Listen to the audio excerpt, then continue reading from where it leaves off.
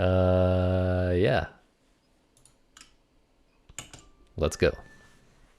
Okay, so yeah, we start the timer at like after we create the file and then we open it for the first time. I should not have my mouse on the screen the whole time. Okay. What should I explain first? I guess I should explain what this category is. So this is any percent NMG.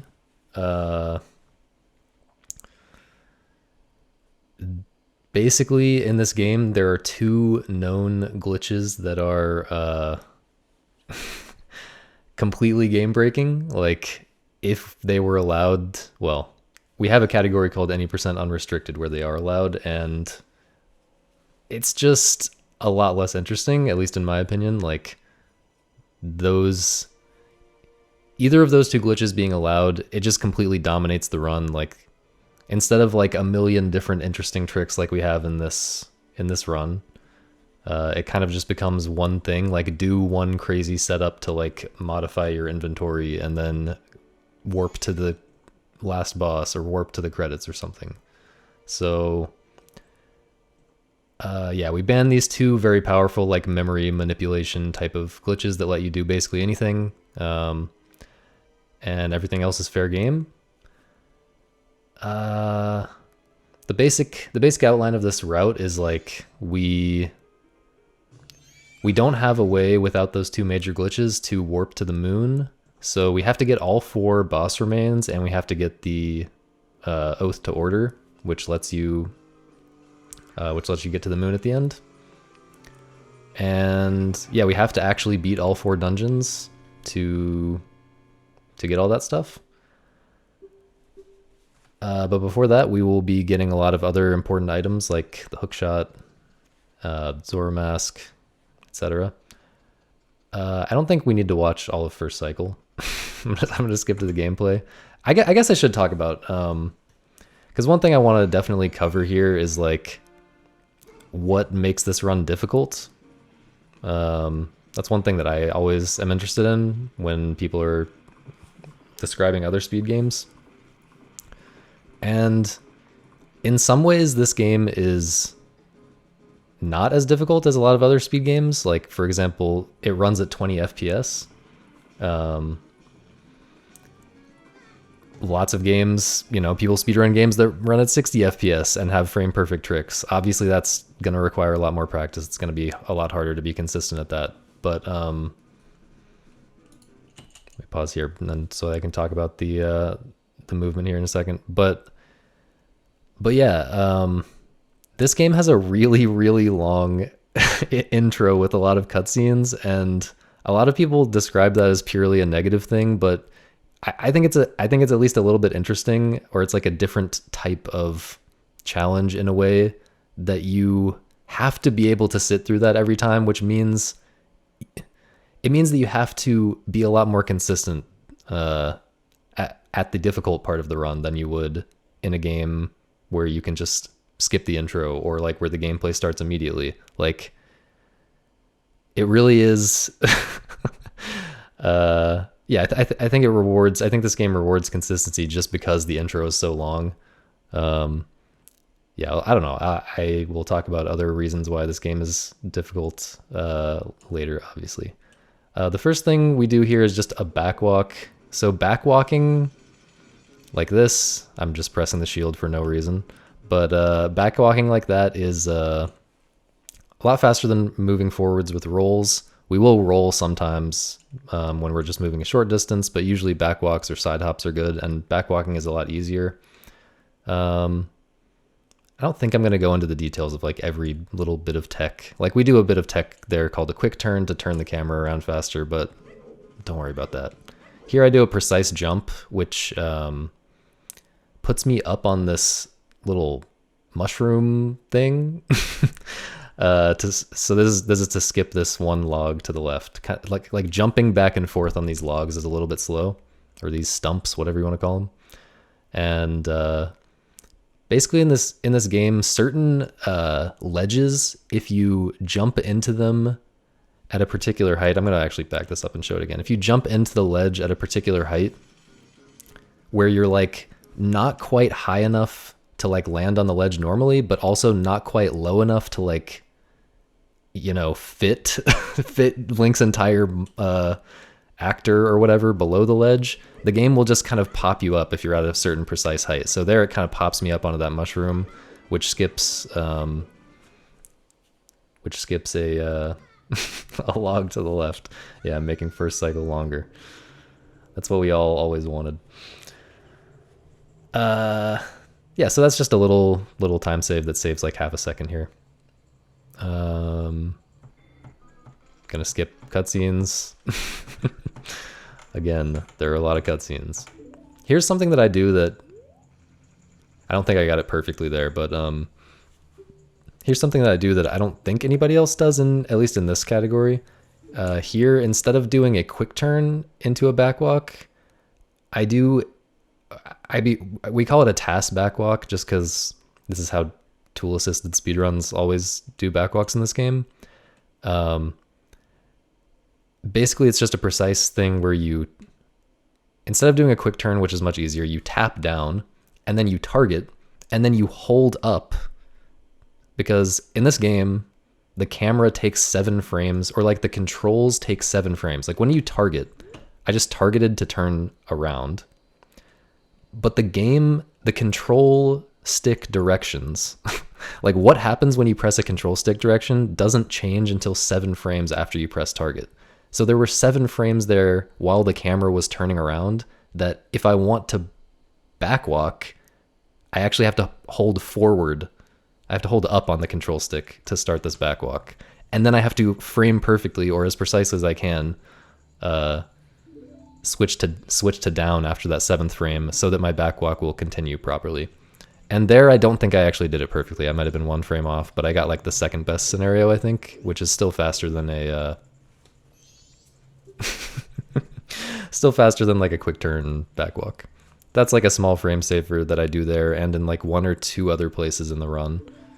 I think I should explain some of the small optimizations that I do like that, because that'll make this video interesting for people who already know a lot about the game.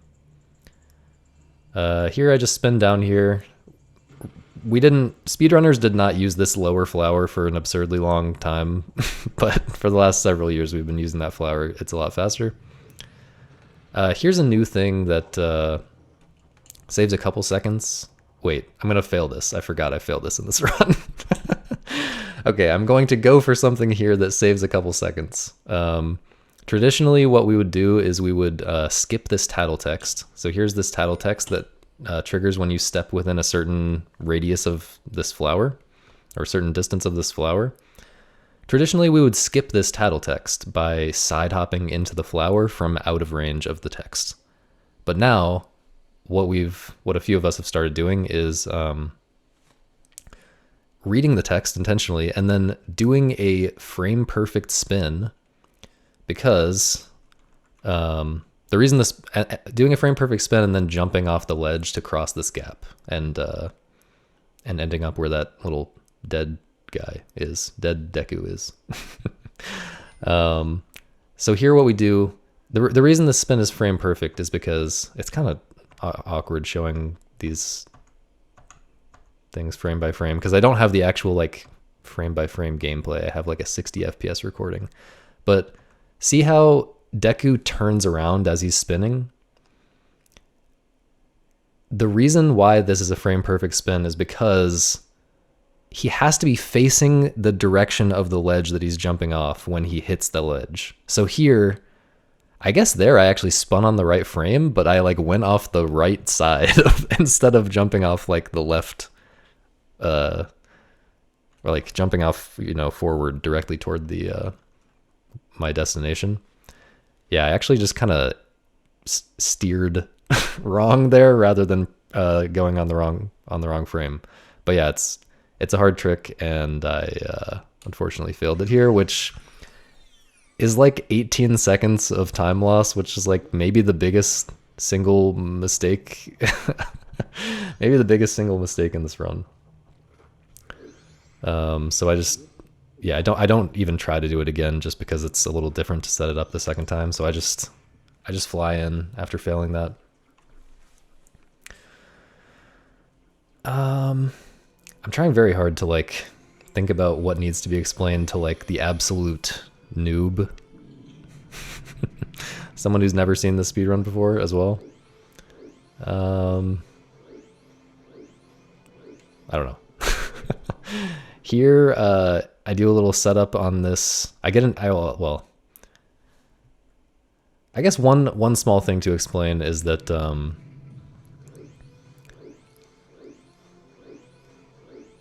I don't actually need to explain this, but like I'm always doing weird stuff with the camera. Like the camera, you know, this isn't like a modern 3D game where you're like constantly controlling the camera with an analog stick.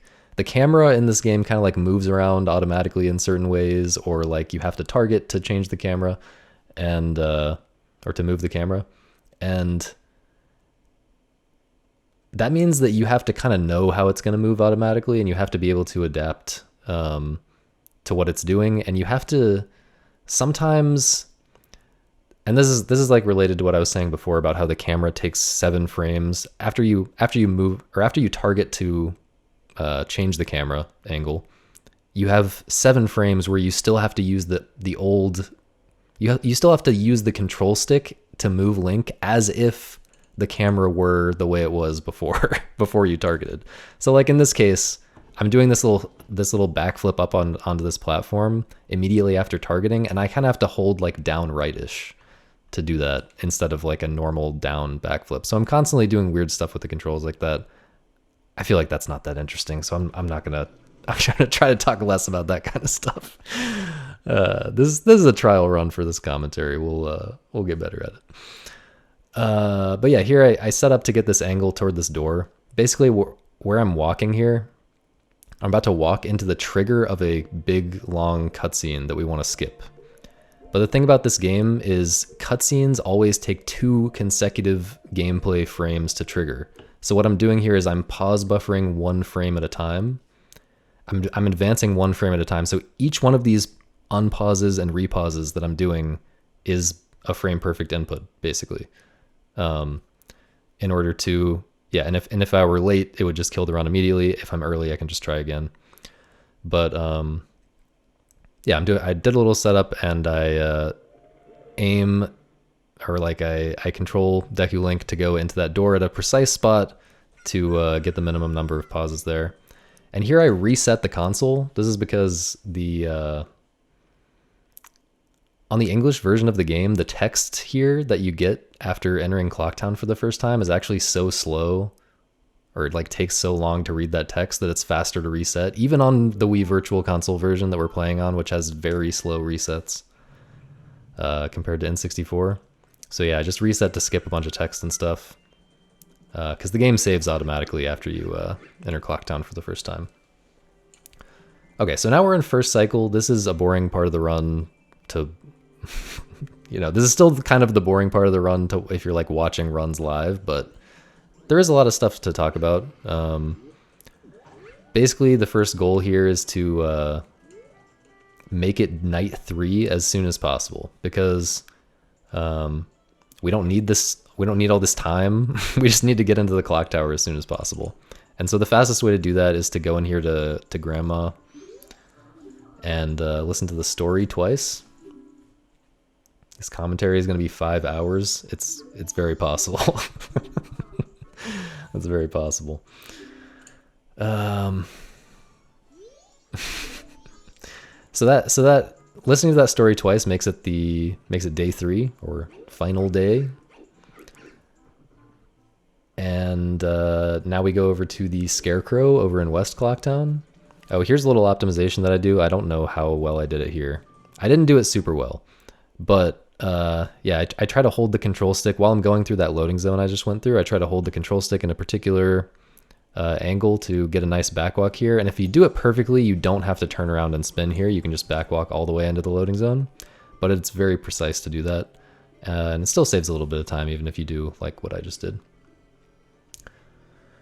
Good question. Why is this in English and not Japanese?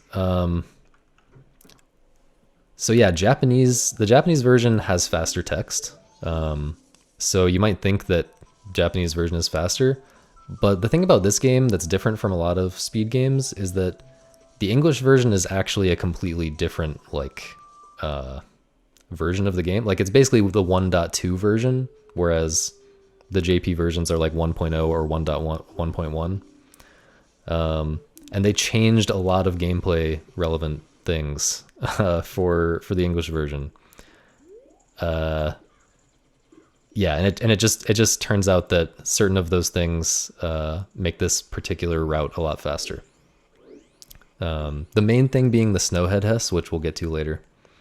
But yeah, I'll try to remember and explain English stuff that is important for version differences when we get to it. But yeah, basically the snowhead HESS would not really be RTA viable the way that we do it on Japanese. And that's like such an essential part of the route. Okay, so I got the fairy because we're going to get magic later. You have to give that fairy to the great fairy. So I said we were getting to the final night as soon as possible, but now that it's final night, you kind of just have to wait until midnight for the clock tower to open. So we're just doing whatever we can to make the later part of the run faster, basically. Well, we have to get magic, but other than that, we just have these like 5 extra endgame hours to kill. And so the best thing we can do with that time is actually to go out to Termina Field, which you're not supposed to be able to get to, but you can just backwalk past this guard here for some reason. But the best thing to do is go out to Termina Field and farm rupees from these bushes. Because at the start of cycle 2, after we play Song of Time for the first time, we are going to need to buy bombs and bomb shoes. And having these, we're going to get 90 rupees here, and having those is going to let us buy bombs and bomb shoes immediately at the beginning of, like, as soon as we turn human. So yeah, there's a little bit of RNG, meaning luck-based element here, to like how many rupees you're going to get from these bushes, but I would say like 90% or more of the time you can get 90 rupees. If you have good movement here, you can get 90 rupees and make it to the clock tower in time and not lose any time to RNG. Yeah, like here, I still have 2 groups of bushes left, and there's a group of bushes in North Clocktown that you can usually have time to get to, and I already have 87 out of 90. Yeah, so we get the 90 rupees, we go back in North Clocktown. This also, by the way, is good for the route. It's good for the route, even if you don't need to get rupees, it's good for the route to go out to Termina Field like this and then enter North Clocktown from the outside, because this actually skips the North Clocktown cutscene. The first time in the game you enter North Clocktown from East Clocktown or from South Clocktown, like the 2 normal ways you would enter North Clocktown for the first time, it plays a really long cutscene where it just like shows you the area, I guess. And we don't ever need to come back to North Clocktown in the rest of this entire run, so we can just enter it once from Termina Field, not get that cutscene, and never get it later. Yeah. Is this a new thing about the English version? We've been on the English version since like late 2017. But yeah, other categories still run on Japanese. Just because differences in the routes make it different. There are certain glitches that work better on the Japanese versions. Yeah, it's complicated. Whenever like new tricks are discovered and new routing has to happen for these categories, like it always has to be, it's always a big question whether it's going to be on English or Japanese. And this category could easily move back to the Japanese version at some point in the future. Okay, so we got the magic. We're going to West Clocktown to deposit these rupees.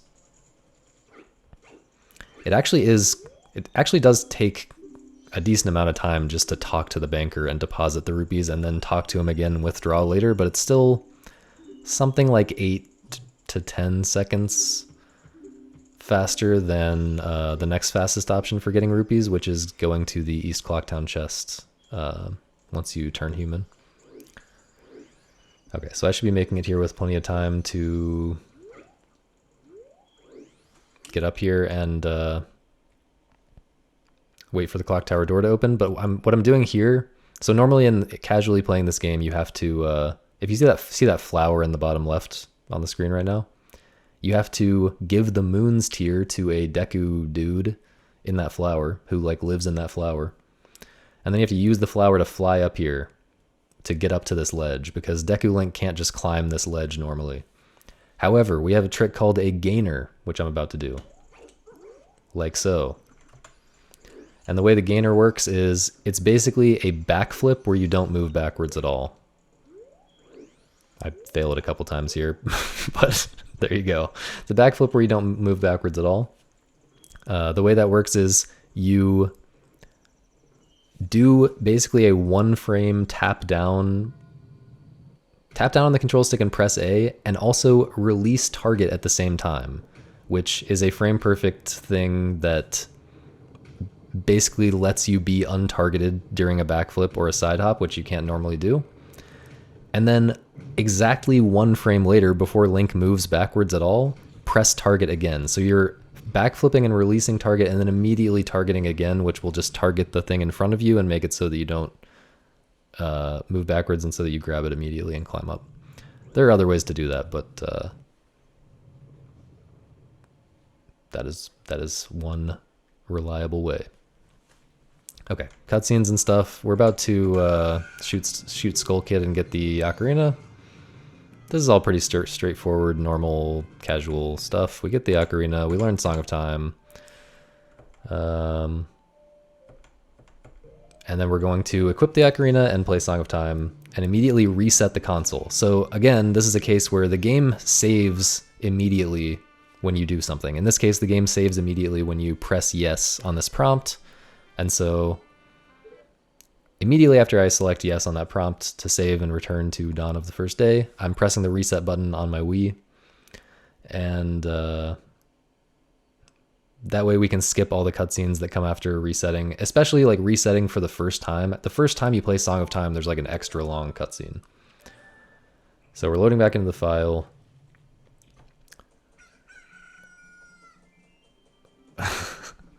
Why not the Turkish version?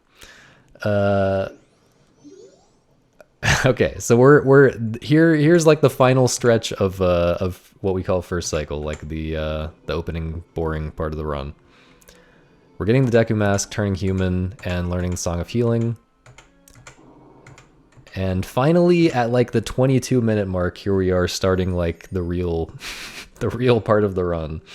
So things get pretty crazy here pretty fast. I don't know much about OOT, so I can't answer that question. Okay, so we're just going immediately to withdraw the rupees we just deposited. And then we will go to the bomb shop. So bombs and bomb shoes are incredibly important for this run. I would say they're more central to this run than any other category in this game even. Yeah, so there's a lot to say about this.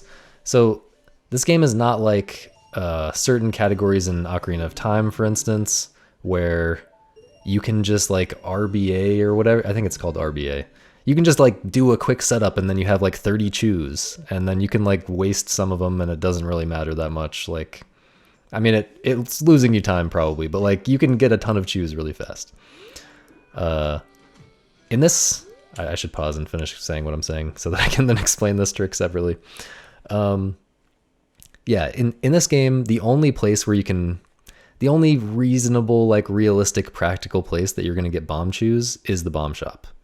And we don't really naturally get rupees in this run, and we also don't naturally come back to Clocktown until the very end of the run. So it would be way out of the way for us, for multiple reasons, to get rupees and then buy bomb chews or like refill bomb chews later.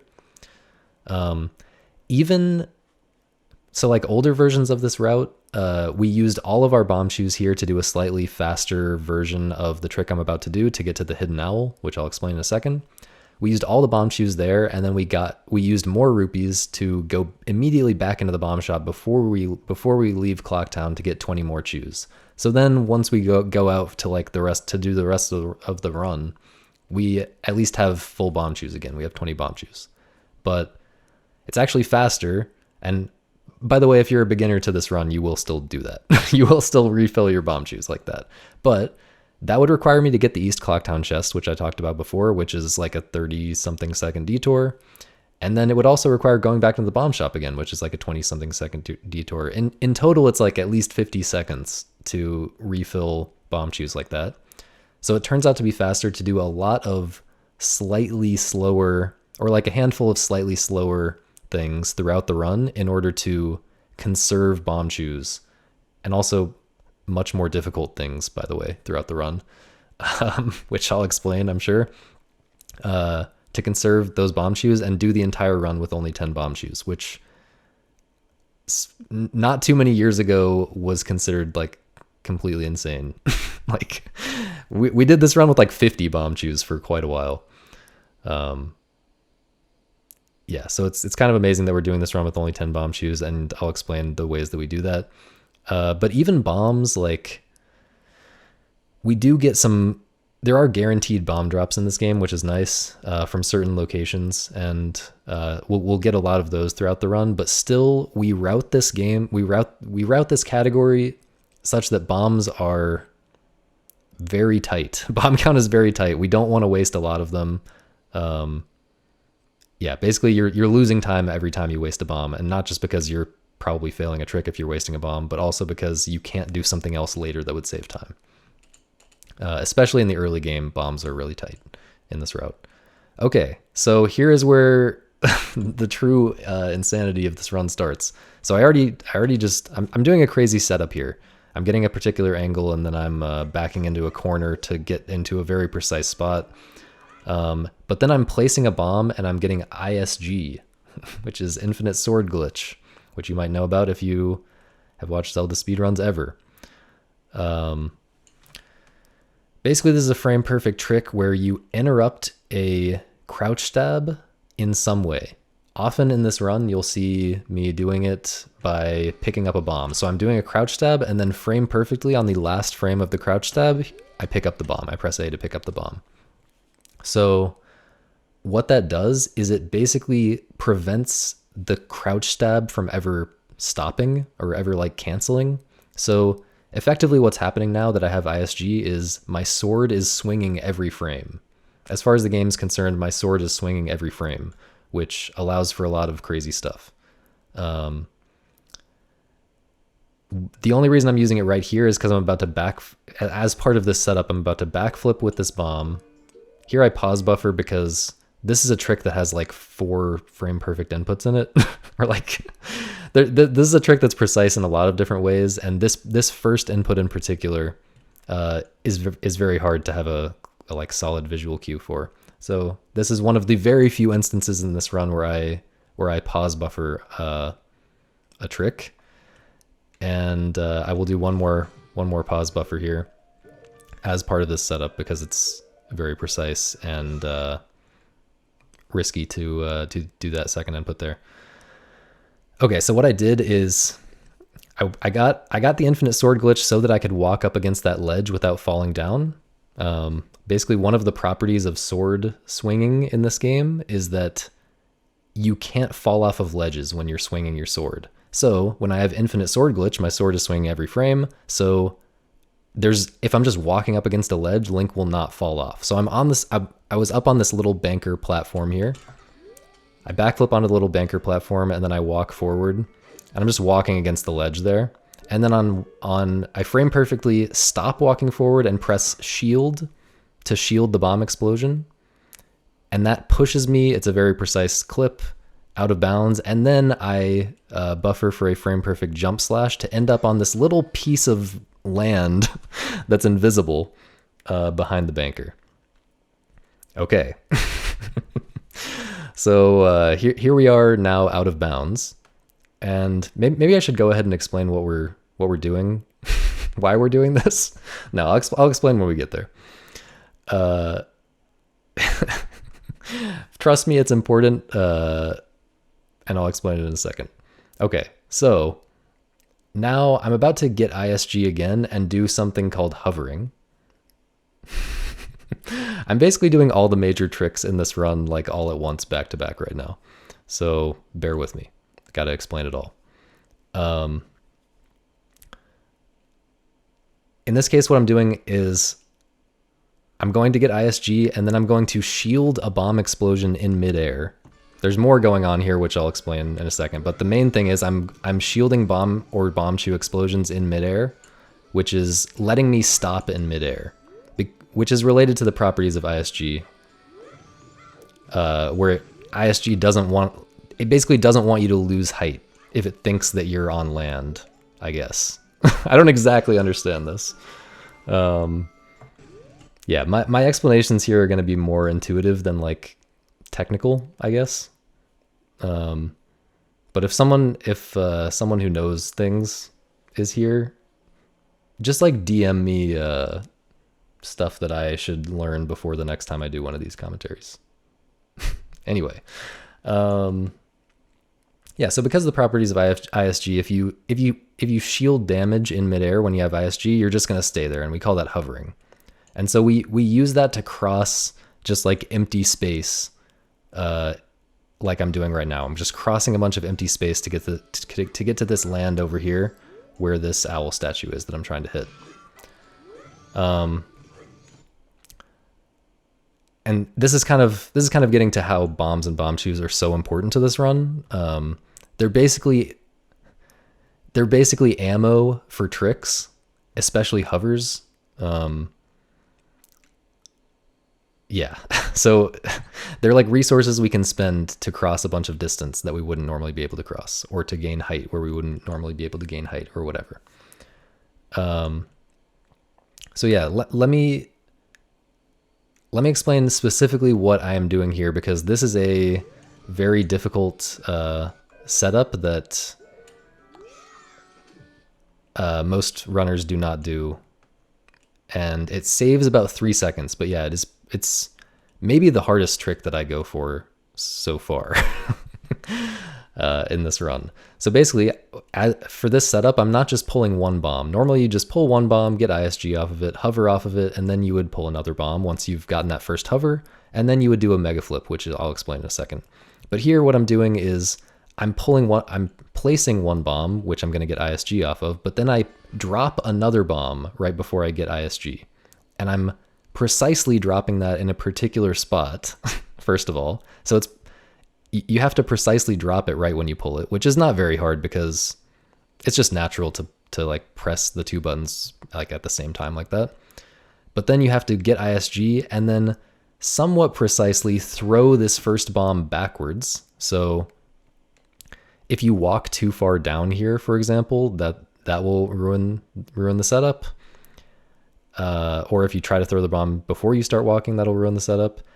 Then after you throw it, you turn around, walk a little bit forward so that you can backflip without accidentally picking up this other bomb, and then backflip and hover off of that bomb that you just threw backwards. And then you're immediately going to roll and mega flip off of this other bomb.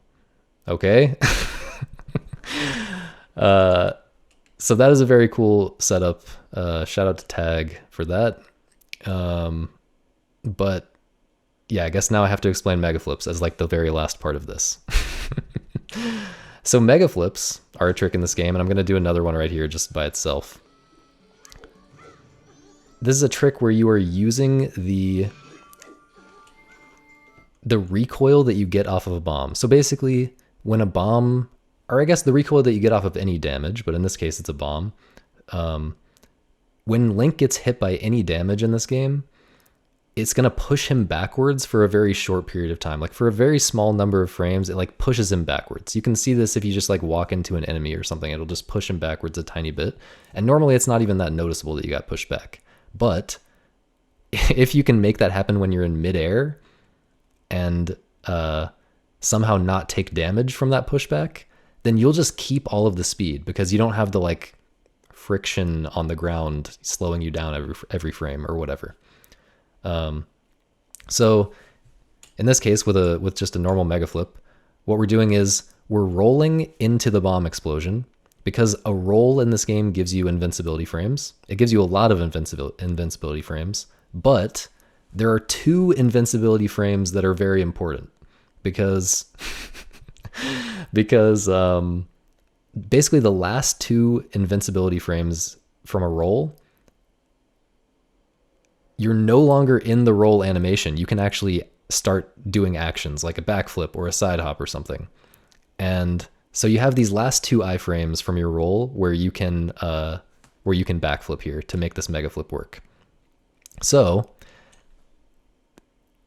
doing a mega flip properly in this game is about timing your roll on a certain frame. I'm like watching the bomb flashes here, and then at a certain time I roll so that my 2 invincibility frames where I can backflip align with the 2 bomb explosion frames where the bomb damages you and will push you back. So then I get an invincible pushback, which, because I'm in midair, it sends me backwards with really high speed. I think that covers it pretty much. There's a lot of technical... I guess I should explain why mega flips are hard. It's kind of hard to explain, though, that you can get different frames of rolls on mega flips.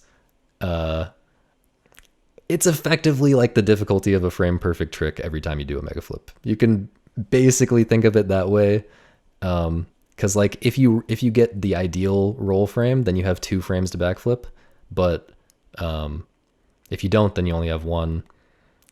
And so basically you have to get one of the things framed perfectly either way. And there's also other awkward stuff about it that makes it more difficult. Like you have to roll and shield at the same time, and you have to very quickly flick away from down after you backflip so that you don't lose speed.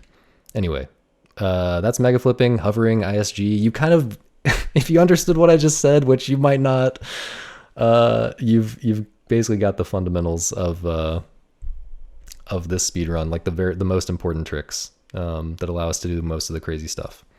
There will be a lot more interesting stuff later, but yeah, that's very important to understand what I just explained. But yeah, that setup lets us in the minimum number of bombs and bomb chews, and pretty quickly, because we're not like spending time waiting for extra bombs to tick down. Like, you know, the fact that I'm doing this pulling 2 bombs at once like this makes it a lot faster than just waiting for each of the bomb fuses separately, one after the other. But yeah, that lets us get to this thing called the hidden owl. So here's this owl statue that I just hit and activated. Now, owl statues in this game, the normal way that owl statues work in this game is you hit them, they activate, and then you can soar to them once you have the Song of Soaring. And that's like the fast travel system in this game, pretty straightforward. However, we are not going to hit any of the normal owl statues in this game. Instead, we're just going to hit this one, and then we're going to use that with a glitch called index warp, or index warp if you're a nerd. Nerds will know why I said that. To travel to a lot of places that we have not actually visited yet. So the way that this works is that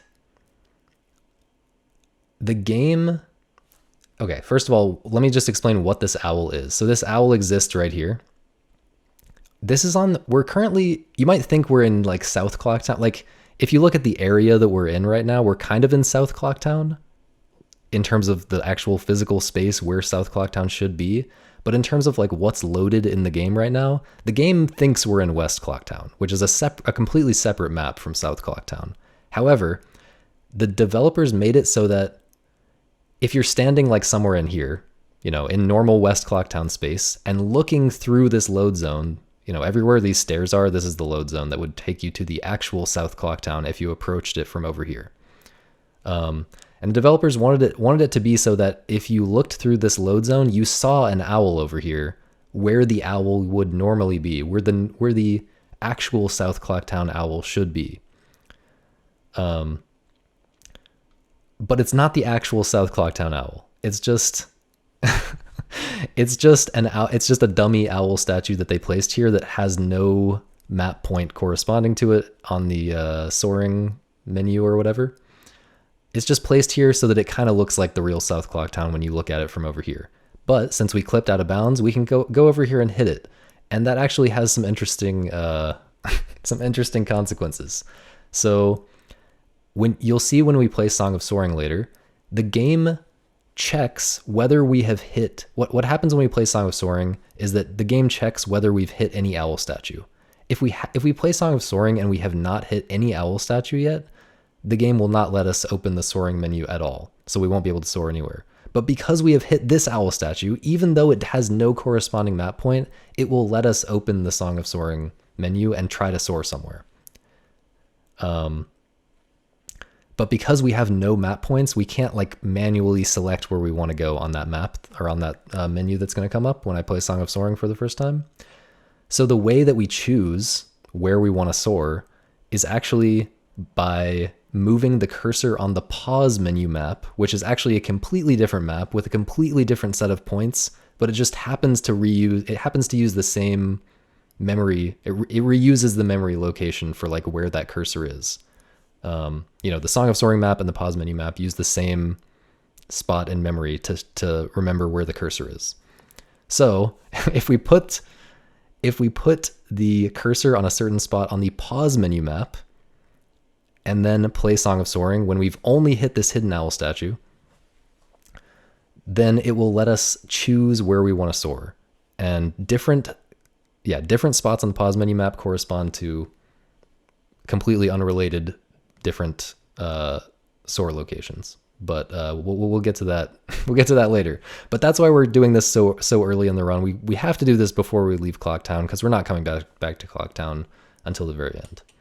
But that is a very important thing. Oh yeah, and after I hit the owl statue, I actually side hop off here and I drop a bomb there as I side hop off. And I do that so I can get a hover off the bomb there.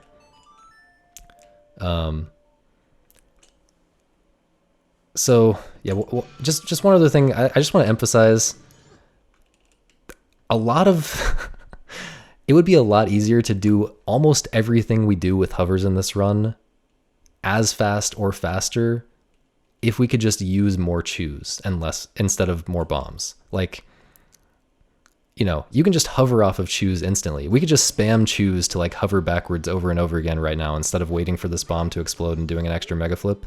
But since we have to conserve bomb chews especially, it's kind of, it's very hard to do a setup that's that, to make a setup, but also to execute a setup that's that fast, only using one bomb chew. And same here, like even this little thing would be easier if we could just use a bomb chew to hover. But we're using bombs instead of bomb chews whenever we can because bomb chews are so tight for the whole run. Okay, so I do a hover. It's kind of, I'm like way down off screen when I do the hover, so you can't really see it. But I hover off of that bomb that I dropped, and then I hold a direction on the control stick and I mash the ocarina button. And basically what you need is, you need to press ocarina 2 consecutive frames.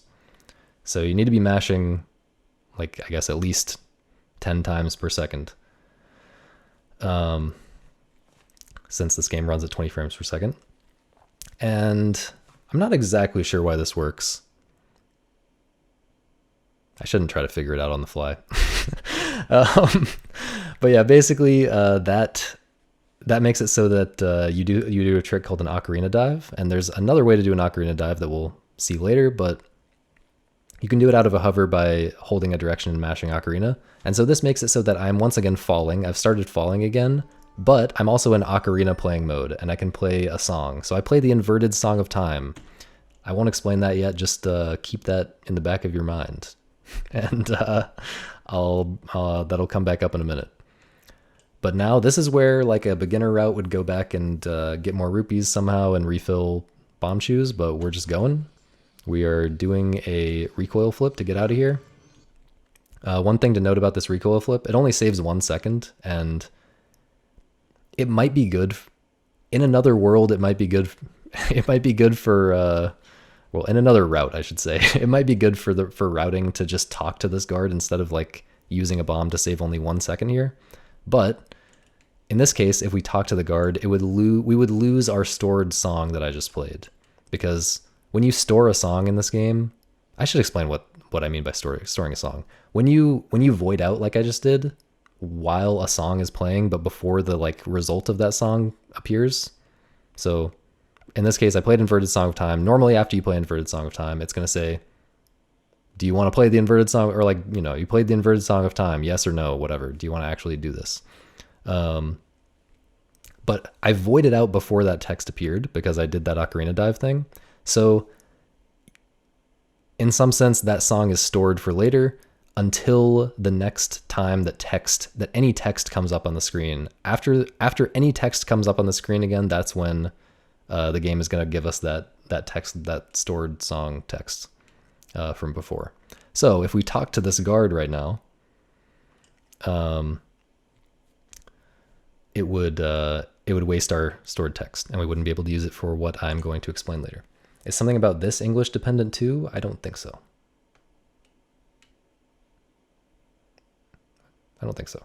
I think you can do monkey text skip the same way on JP. Okay. Now, we're about to do another crazy thing. This run, like I said, after first cycle, it gets very crazy very fast. Okay, so here's another fundamental important trick. Oh boy. So here I'm doing what's called a HESS. I'll just let it play out first so you can see what it looks like. Basically, Link is shuffling his feet for some reason, and I'm kind of turning to the left while he's doing that and moving at a very high speed. So again, this is a trick that's all about getting the recoil from a bomb explosion, or you can also do this off of an enemy, as we'll see later in the run, but getting a recoil off of some kind of damage and then somehow maintaining that speed and using it to go, you know, keeping it for a long distance. So in this case, since we're in midair, it's not so easy to maintain the speed. What we have to do is use something called ESS position. What ESS position is it's a precise position on the control stick. Let's see if I can show this here. It's a precise position on the control stick, like, that's the wrong side of the control stick. Like so. Like so here we're in neutral. This would be like holding a full hold on the control stick. But ESS is like a very precise range that's like about there. It's like just outside of neutral range. And it's especially precise in this game. And if you're familiar with OOT, you might know about ESS adapters, which they allow. We don't allow that in this game. I won't get into that. The temptation is very strong, but I won't get into that. But yeah, so we have to hold a very precise like tilt on the control stick to basically make Link go into this shuffling his feet type of state. So it's basically, if you're just standing still in this game, it's the position that would make Link turn but not actually walk. So if you hold the ESS position to the right, he'll turn to the right, but he won't actually quite start walking yet. You'd have to tilt the stick a little bit farther to make him actually walk. So it turns out if you target while he's doing that shuffling, he just keeps his angle the same. He doesn't actually turn, but he keeps shuffling his feet. So we use that in this case to roll into a bomb again on the same frame that we did for a mega flip earlier in midair.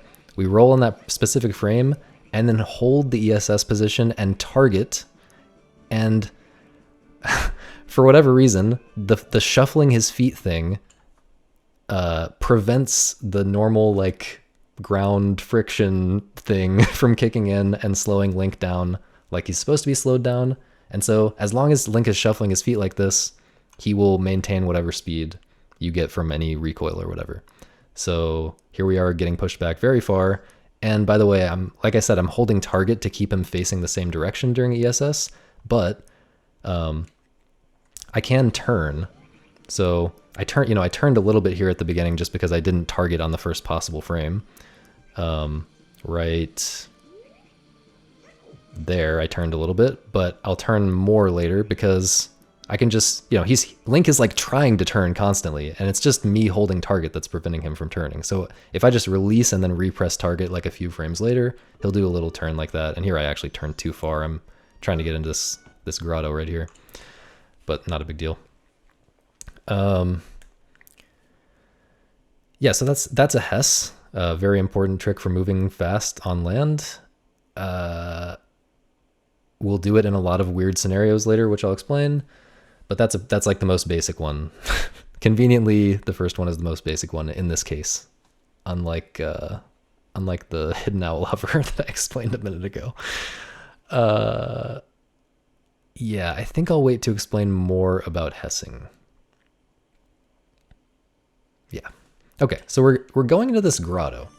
Now, if you know anything about the game, you might know that this grotto is completely irrelevant to anything that we might even want to consider caring about in this run. This is like one of the grottos where you go in and play the song to the gossip stones or whatever to get a heart piece. I don't know anything about this game. Don't ask me. But there is something very strange about how the grottos work in this game and a few other types of maps in this game. All of the grottos are actually loaded at the same time on the same map, in order to make it better save memory somehow. I don't know. But basically, this is a unique grotto, and every other unique grotto in the game is loaded right now alongside this one. So like out of bounds right now, if we somehow get out of bounds from this grotto, we can just go to another grotto and it'll be invisible. Only the walls and ground textures and all that stuff is only visible for the grotto that we actually loaded the proper way. But we can go out of bounds and get to some other grotto. And that means we can exit that other grotto and end up somewhere completely different in the game, because the loading zones are all actually there, even though the grottos aren't like visible.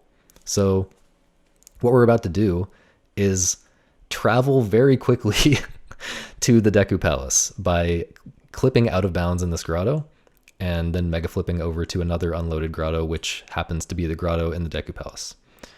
And the reason we wanted to go to Deku Palace first is because once you have the Song of Soaring, you learn Song of Soaring outside of Deku Palace, and that, as I explained earlier, will let us go a lot of other places with a lot less effort. So this is like the main like difficult thing that we have to do to get to somewhere for the first time in this run, because once we have Song of Soaring, getting new places is a lot easier. So yeah, I do a very difficult setup here. I guess I'll just let the grotto play out before I explain everything.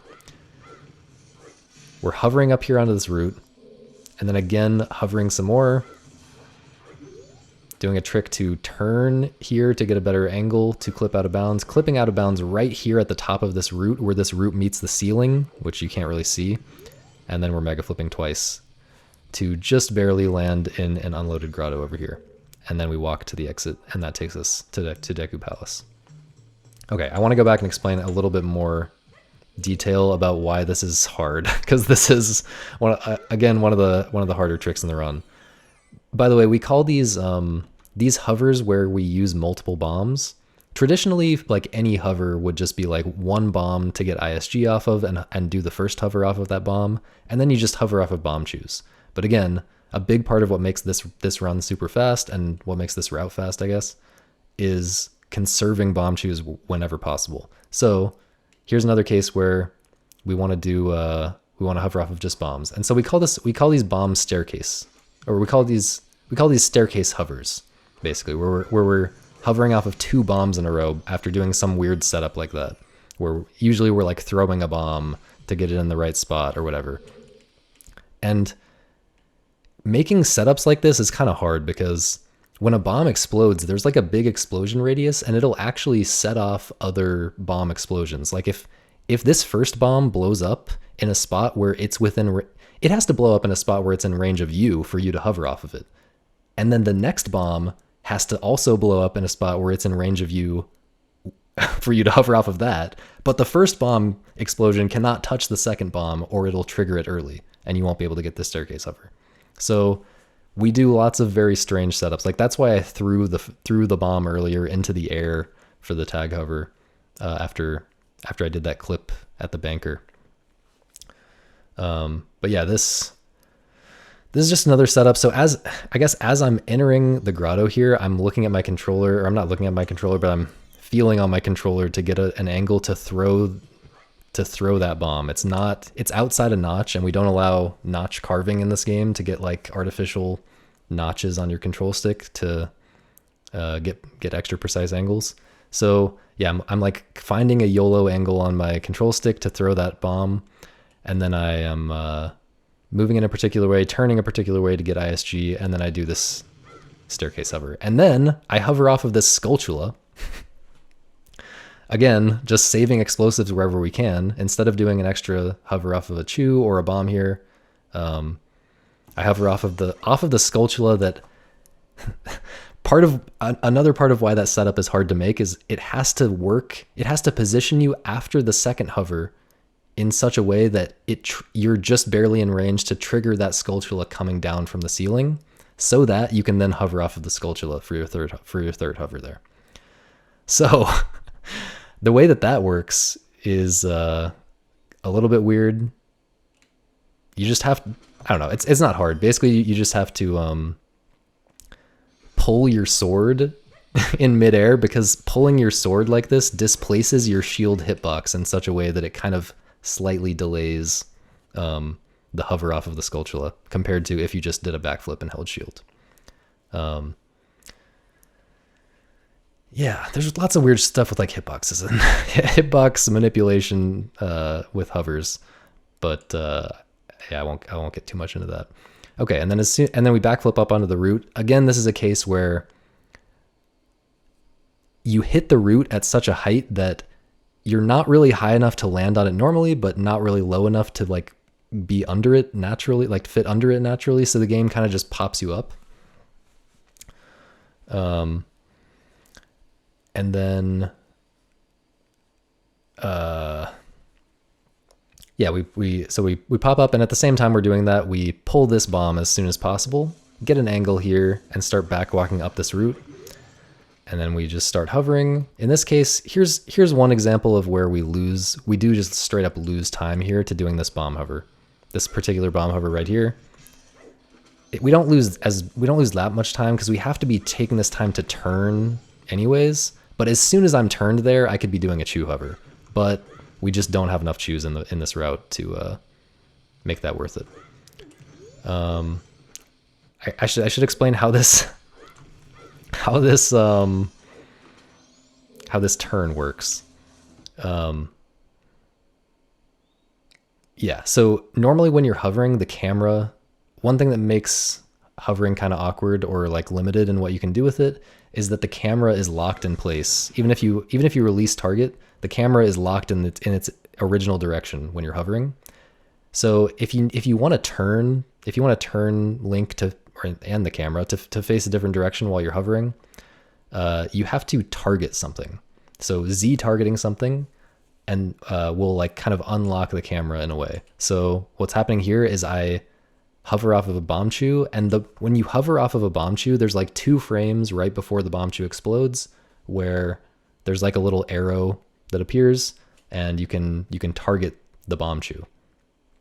So that is often a convenient way to unlock the camera. And so you can see now the black bars at the top and bottom of the screen are gone, which means my camera is unlocked. There's still weird stuff about turning during a hover though.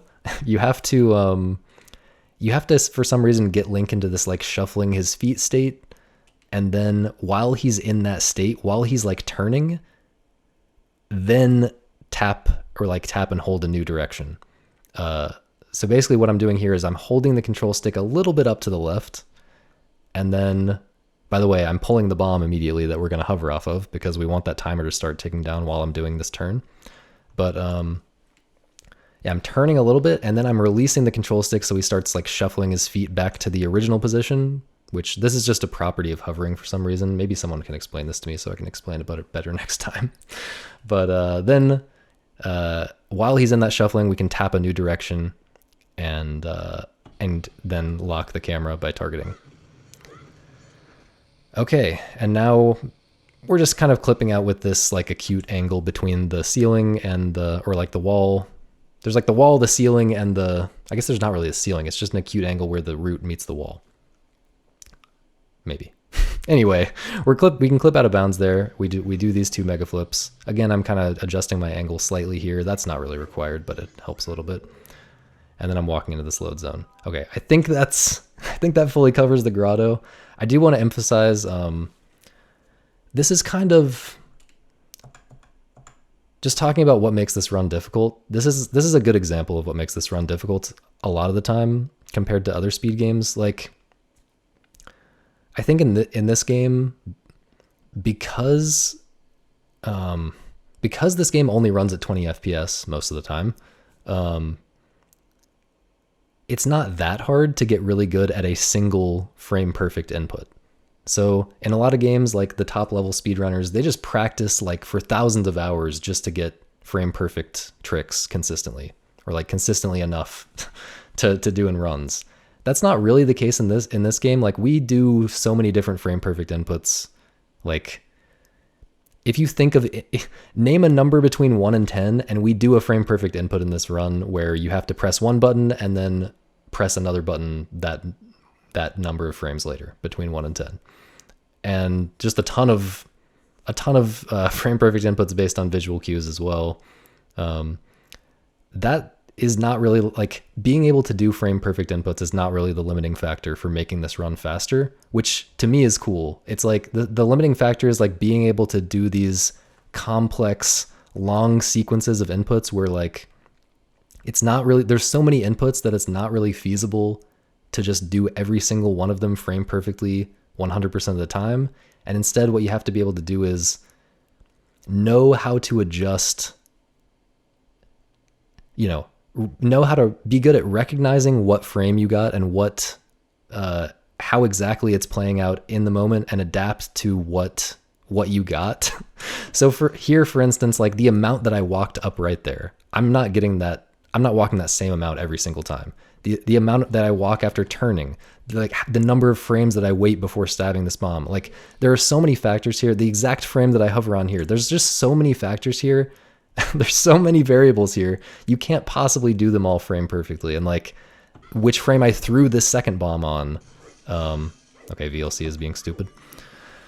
Which frame I threw the second bomb on relative to like when I pulled the first bomb. Like, every part of this matters for the precision of this trick. And you just have to be able to adapt. And like, in this case, you can curve your backflip a little bit left or right. You can, delay that second hover, that second backflip a little bit. There's things that you can do if you recognize exactly what's happening. You can adapt and make it work, even if you're not frame perfect on every single one of those inputs every time, which it's very impractical to be frame perfect at all of them. So yeah, I think this is kind of why I think the 20 FPS nature of this game is a feature. It's like a good thing, where people who run 60 FPS games will kind of be like, oh, your game's only 20 FPS, it's so easy. But like, in reality, it just makes it makes the high level play of this game much more about, like, it actually makes it more complex. Like, it makes it require more brain power and more like adaptability and more understanding of what's going on, rather than just it's not just all about pressing the buttons at the right time, even though it's obviously still to a large degree about that. Okay. So now we are in the Deku Palace, and immediately, again, we're doing a very hard staircase hover. So we're going to get ISG and then get up on this little fence. That's not the hard part. Here's where the hard part begins. First of all, if you're a beginner to this game, this is like just the movement to stay on this fence and do the setup at all. Forget the actual hovering part. Just moving on this fence and not like walking off is hard.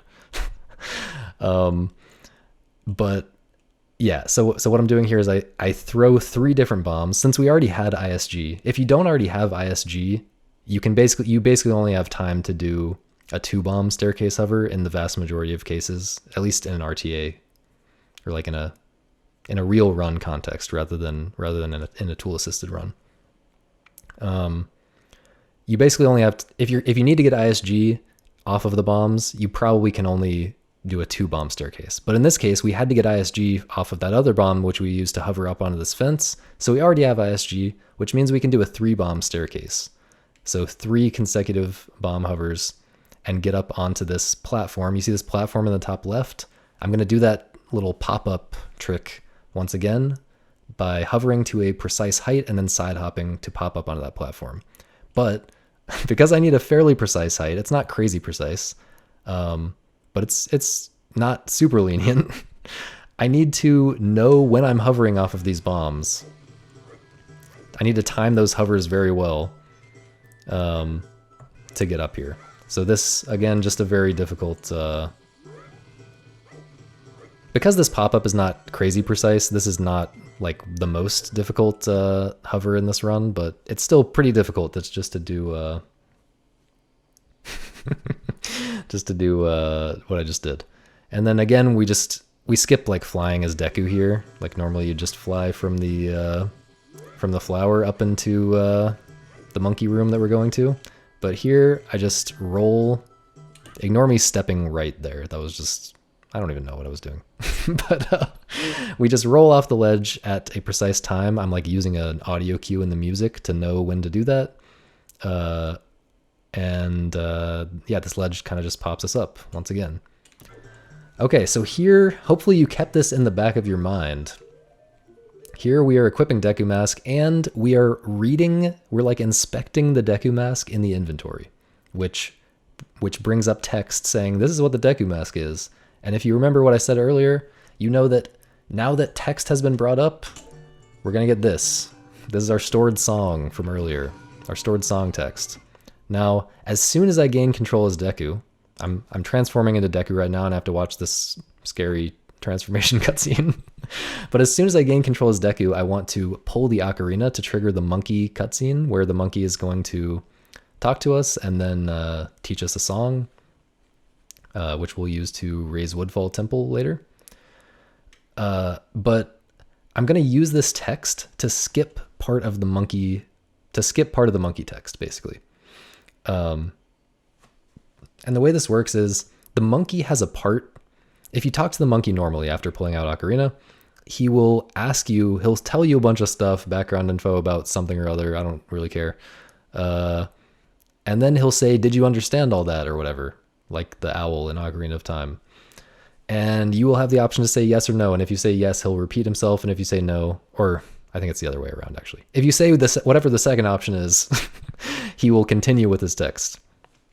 So, because we have another text box here that has the same type of prompt with the yes or no option, we basically have one frame after pulling the ocarina out to trigger the monkey talking to us. We have one frame where we can say no to this text, which is completely unrelated to what the monkey's going to ask us. And the game will skip directly to the part of the monkey conversation where we said no to the monkey, or we selected whatever the right option is to continue talking to the monkey. So that skips a good part of the monkey text. So the way Deku Link nodded his head right there, that's the cue that I got the trick. And because that's like Deku Link saying, yes, I understood what you said or whatever. So that skipped like 15 seconds worth of monkey talking. So it's absolutely worth storing the song and recoiling past the guard and all that to make that work. Okay, here we're just learning the song. Boring, who cares? Let's get to more autistic explanations. Okay, here, I'm not sure if I actually get this, but here is another example of where it's optimal to do a little Deku jump, which again is frame perfect because when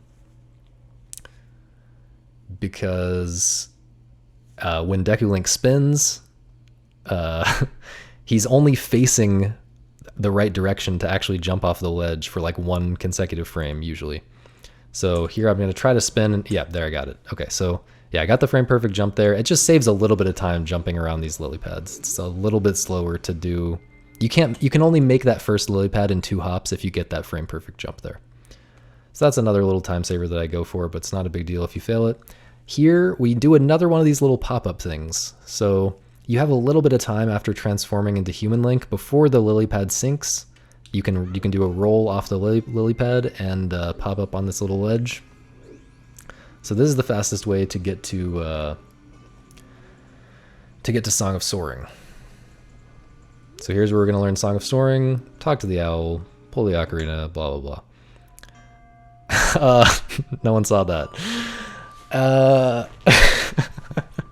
So now that we have Song of Soaring, we're not gonna have to do all these crazy like alternate exit grotto things to travel around the world anymore. We can travel a lot of places already just using the map points, the pause menu map points that that we already have. So currently we have Deku Palace, I guess the swamp is a separate map point, and then Clock Town. So we can already soar a few different places.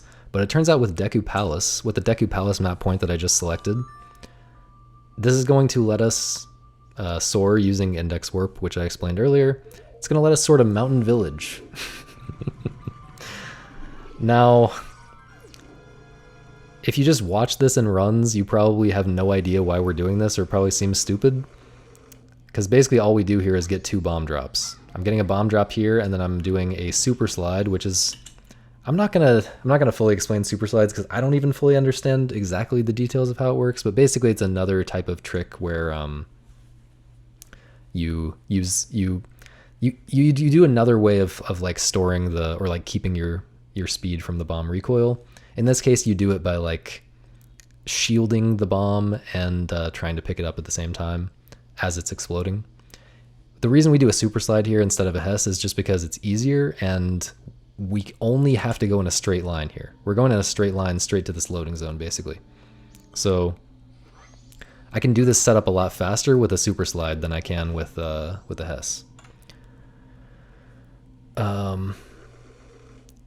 Notice again, I'm pulling this bomb as soon as I possibly can to start that timer ticking down for the explosion, and then I'm getting this bomb drop. This saves a little bit of time. You probably see other runners, you might have seen other runners do it in a slower way where you like slash the snowball first or like do a HESS or something.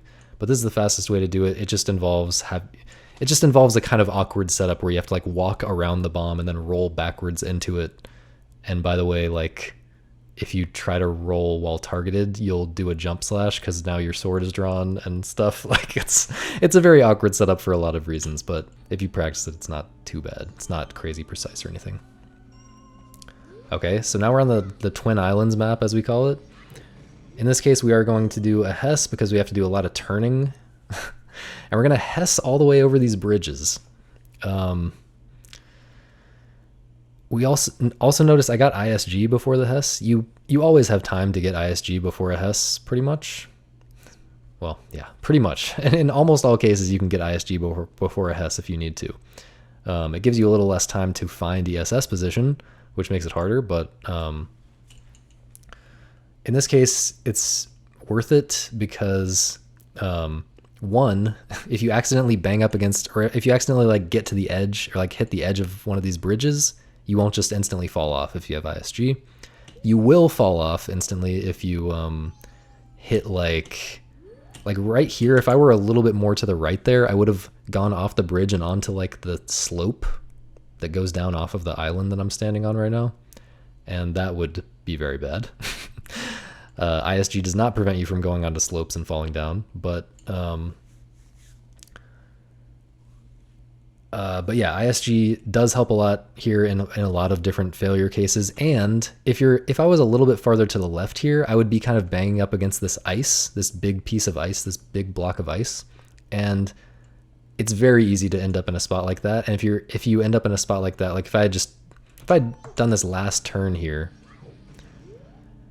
just a little bit earlier, which I very often do, this last turn right here, if I'd done that a little bit earlier, I would be banging up against the ice. And if you have ISG, it kind of, your sword hitbox kind of pushes, it hits the ice before Link hits the ice, which prevents Link from just stopping and freezing. It's like your sword hitbox is like banging up against the ice instead of you banging up against the ice and getting frozen and killing the HESS.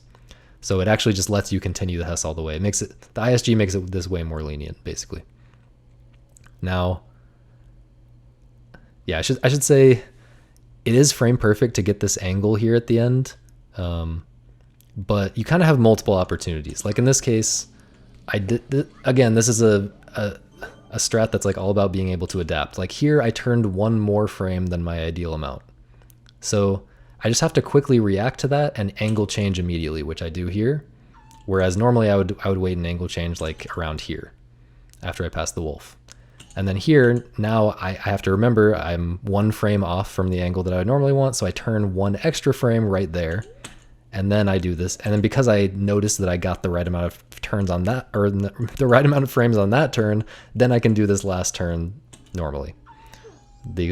So like that last turn is always going to be frame perfect no matter what you have coming into that. But all the other ones you can kind of usually adapt and make it work. But still a very hard HESS. you have to be really good at turning precise amounts. Now, unfortunately, I got a very unlucky thing here. Called the bridge pixel. That's what we call it. Right, guys? We call it the bridge pixel. And what that is basically under where I'm standing right now is a slope. So one of these slopes on the side of that island.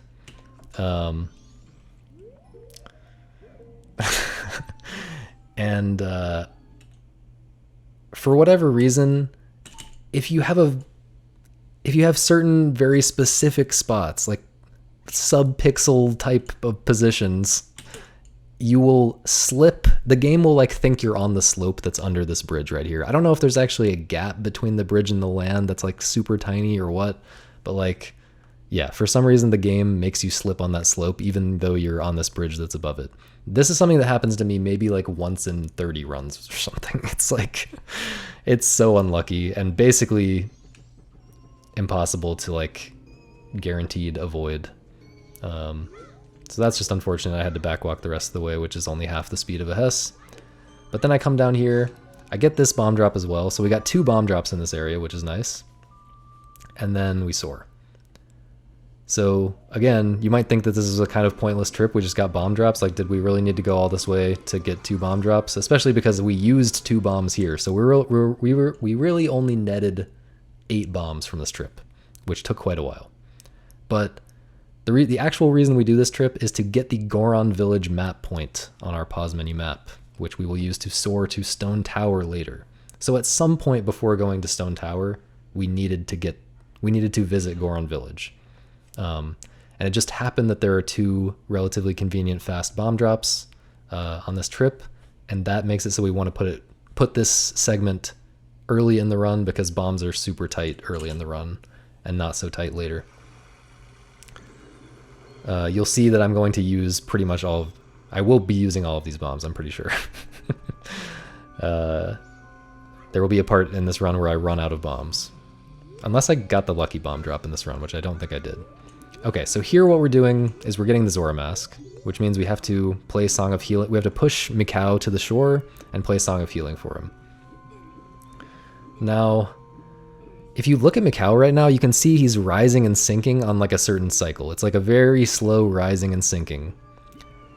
And this is important for the cutscene skip that we're about to do. So basically what I did is I knew this cycle, by the way, it starts as soon as you soar in here. So already his rising and sinking cycle is already starting. So you have to know when you get to him you have to understand what part of the cycle you're at. So while I'm doing this and going up here and getting this bomb drop, I'm, taking note of how long I'm taking. If I'm accidentally doing something kind of slowly, or like here, I kind of recoiled farther to the left than I wanted to. I ended up kind of past him in a way. So I'm kind of just measuring or like estimating in my head how much time I have and if I'm able to go for this on the fast cycle. But basically, I just barely make the cycle here so that I push him onto the land, and then I push him into the spot where at a certain point in his cycle, he's going to like hit the land and start a cutscene where he very slowly walks up the beach. Yeah, this is like the equivalent of the Zora King slowly scooching out of the way in Ocarina of Time. I think it's actually a longer cutscene than that. You can see right there in the small amount of time between me playing the song and the day transition actually happening. I'm playing the Song of Double Time here, but you can see right there he hit the land and started like to stand up. So that was him starting the cutscene, and we skipped that cutscene by playing the Song of Double Time. This is the first thing that's like very important about the English version. Yes, yes, yeah, I did remember to say this. You can skip cutscenes with Song of Double Time on the Japanese version, but one, it's frame perfect, and two, it's only from night to day, which does not work well for this at all. On the English version, it's very lenient. Basically, you have all of this time right here. All that time, like normal game play is happening, or like normal game time is passing while you're, maybe not normal game time, but like, in this case, mikau is moving as he normally would for all of those frames that just happened while the game was like fading to black for the day transition. So, also, we want to play Song of Double Time here anyway. We want to make it day 2 before we get to the woods for this route, which I'll explain later. Keep that in the back of your mind. But yeah, so it's very convenient that the fastest way to skip this is by playing Song of Double Time. And that also lets us make it farther along in the 3-day cycle. Let me go back and explain this trick that I did to recoil though. I'm doing kind of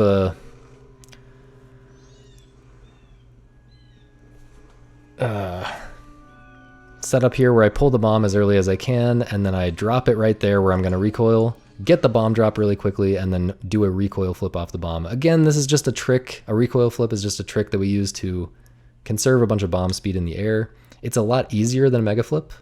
If you want to get the maximum like distance from it, then you have to recoil on like the last possible frame, or like the first bomb explosion frame, I guess. But to get a recoil flip at all, and in most cases to get a recoil flip that's good enough, it's much more lenient than a mega flip. So in this case, it's, you just have to backflip and shield on like one of the last frames before the bomb explosion, and you get what is effectively a mega flip, except you don't have ISG. This is basically what we do to get a bunch of distance backwards from a recoil when we don't have ISG. And then I'm doing what's called a super swim here. Normally, when you hit the water, you will also lose your speed very quickly. But if you do something that kind of keeps Link busy, is how Sample Name has described it. If you do something that keeps Link busy, like keeps him doing some kind of animation while you're in the water, like as soon as you hit the water, start doing something that makes Link do some kind of other animation, then he will never lose that speed until he surfaces. So in this case, I'm just mashing target, and that keeps him in this kind of like whatever motion he's doing right now, animation, instead of losing the speed. But eventually, as human Link, you are going to just naturally surface. There's no way to prevent that. But this basically gets us to mikau, and then we can push him. Later in the run, we'll see much more complex super swims, and I'll explain those separately. But yeah, that's how we do this, and skip this cutscene and then get Zora Mask. You might think that climbing that ladder and all that to get that bomb drop is really slow. It actually only loses like 3.5 seconds, I think, compared to just like swimming out to him normally. And that's just because of how the cycles work out with like him rising and sinking, which determines when he's going to walk up the beach when he gets there. Okay, so we play Song of Healing, we watch a long cutscene, we're parked out by the lake, etc.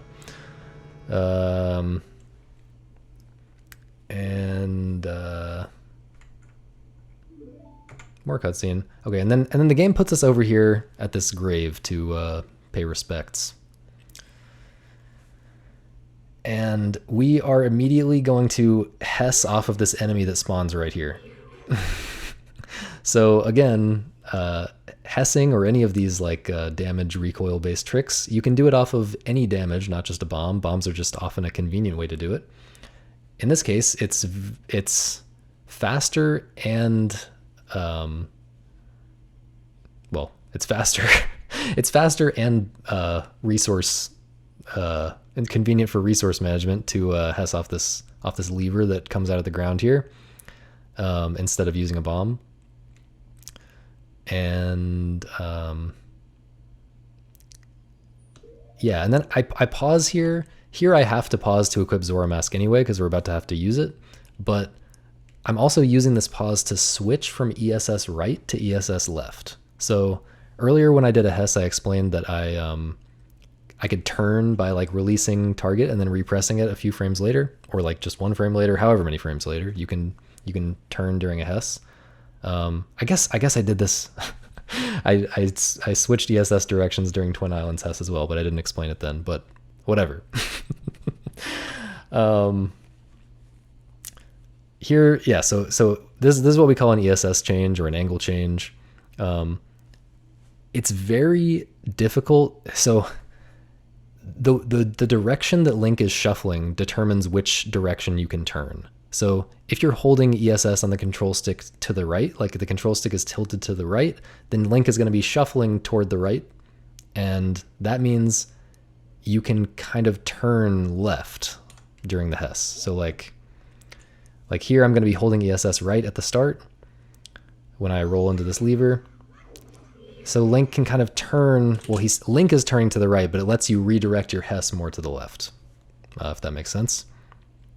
But now we need to turn back the other way to aim at the loading zone. There's kind of awkward stuff happening here where like I can't just target immediately and get the perfect angle that I want and go straight to the loading zone, because to make this HESS work with this setup, I have to target the enemy, and then I have to like precisely do this pause in such a way that when I retarget after this pause, I'm not targeting any enemies, which there are a lot of these levers popping out of the ground everywhere, and you can target the grave itself. Like, there's a lot of ways to target something by accident and mess this HESS up. So it's a little bit awkward in that way, but yeah, I'm switching to ESS left here. So I'm after I equip Zora Mask, I'm like looking down at my controller and finding left ESS position, and then I'm unpausing and sort of somewhat precisely retargeting to head to this, to head to the load zone. Okay, and now I'm immediately doing another setup here to do another trick off of another lever. I'm also, by the way, you might be wondering why I turned Deku there very briefly before I turned Zora. That's just because in this game, when you put on a transformation mask for the first time, like when I put on Deku Mask for the first time earlier, it's like a 5-second long slow cutscene where Link is like screaming. And just for whatever reason, you don't get that if you're coming from another transformation. So if the first time you put on Zora Mask, you're coming from Deku form instead of coming from human form, that cutscene just doesn't happen. So we just put on Deku. It's optimal to put on Deku first for that reason, to make that cutscene shorter. Okay, and then I backwalk. Once again, I do this kind of TAS backwalk thing here that I explained in the intro, which is a little bit faster, especially with this setup. It's a little bit faster to get a backwalk started immediately. And then I do a recoil flip like I just did off that bomb to get to Mikau. Precise recoil flip off of that lever, and then turn that into a Zora superswim. So just like the human superswim that I just explained, this is all about just keeping your momentum in the water. Or keeping your speed in the water. So we entered the water with speed that we got from that recoil flip, and we're keeping that speed just by keeping Link busy in some way, keeping him doing other animations. And the way that we do this in this Zora Super Swim, we keep him busy by alternating B and A presses. So I'm kind of steering a little bit with the control stick to get to where I want to go, but at the same time I'm alternating B and A presses so that Link is like alternately sinking for a few frames and then rising for a few frames. Sinking, rising, because there's like 7 frames after he switches from sinking to rising where he has an animation. So he's just kind of stuck in this animation loop of like switching between sinking and rising. It's not very precise to do that, but it is kind of hard to get used to. And we got into Zora Hall here, and the reason we did that is because the Zora Hall map point is useful for us to soar to Zora Cape later when we're ready to enter Great Bay Temple. And it turns out it's just a little bit faster to make use of those levers and stuff and get here earlier, right after getting Zora Mask. So we're just getting that map point, and then we're soaring to Woodfall, and we're going to do our first dungeon. temple, dungeon, whatever. Who cares? Okay, so we're playing Sonata of Awakening, watching the temple rise, and then we're just gonna fly in with this flower. Yeah, nothing much to explain there. Now, the normal way to progress through this room is to use the flowers to fly, but it turns out this branch that we're heading to over here, you can kind of just backflip up onto it if you have a good angle. So we backflip up onto it, and then I turn down right, and then I do some kind of awkward side hops up this branch. That's the fastest way to move up a branch. Often side hopping is a lot faster to get up slopes than like regular walking is. Yeah, the game kind of like slows down your walking when you're walking up slopes, but side hops it doesn't really do that. So yeah, we side hop up a few times and then spin once and get into the flower. And now here I am I'm trying to get the camera as best I can into a precise angle. I'm trying to like turn the camera as I enter the flower for like a certain number of frames so that I get a good angle for this recoil flip. So there's this Skulltula that's above me as I'm about to land. I very quickly land, transform into human, turn around, and do a recoil flip by holding up because the camera doesn't turn quickly enough, or the controls don't update quickly enough for me to do a normal recoil flip, or like a normal backflip by holding down. So yeah, the Skulltula comes down on me, and it's like hitbox collides with my shield just as I'm starting that recoil flip. That's actually a very small time saver. It's very risky. If you fail it, you fall down and lose like 20 something seconds, but it only saves like half a second to do this instead of flying around. That's the type of crazy thing that we're that we're doing for like 112, 111 type of gameplay. I will point out a previous version of this route involved transforming into Zora here. It does add a lot of swag, that's true, also important. A previous route for this category involved transforming into Zora here. I think a lot of people don't realize that this is actually way less precise.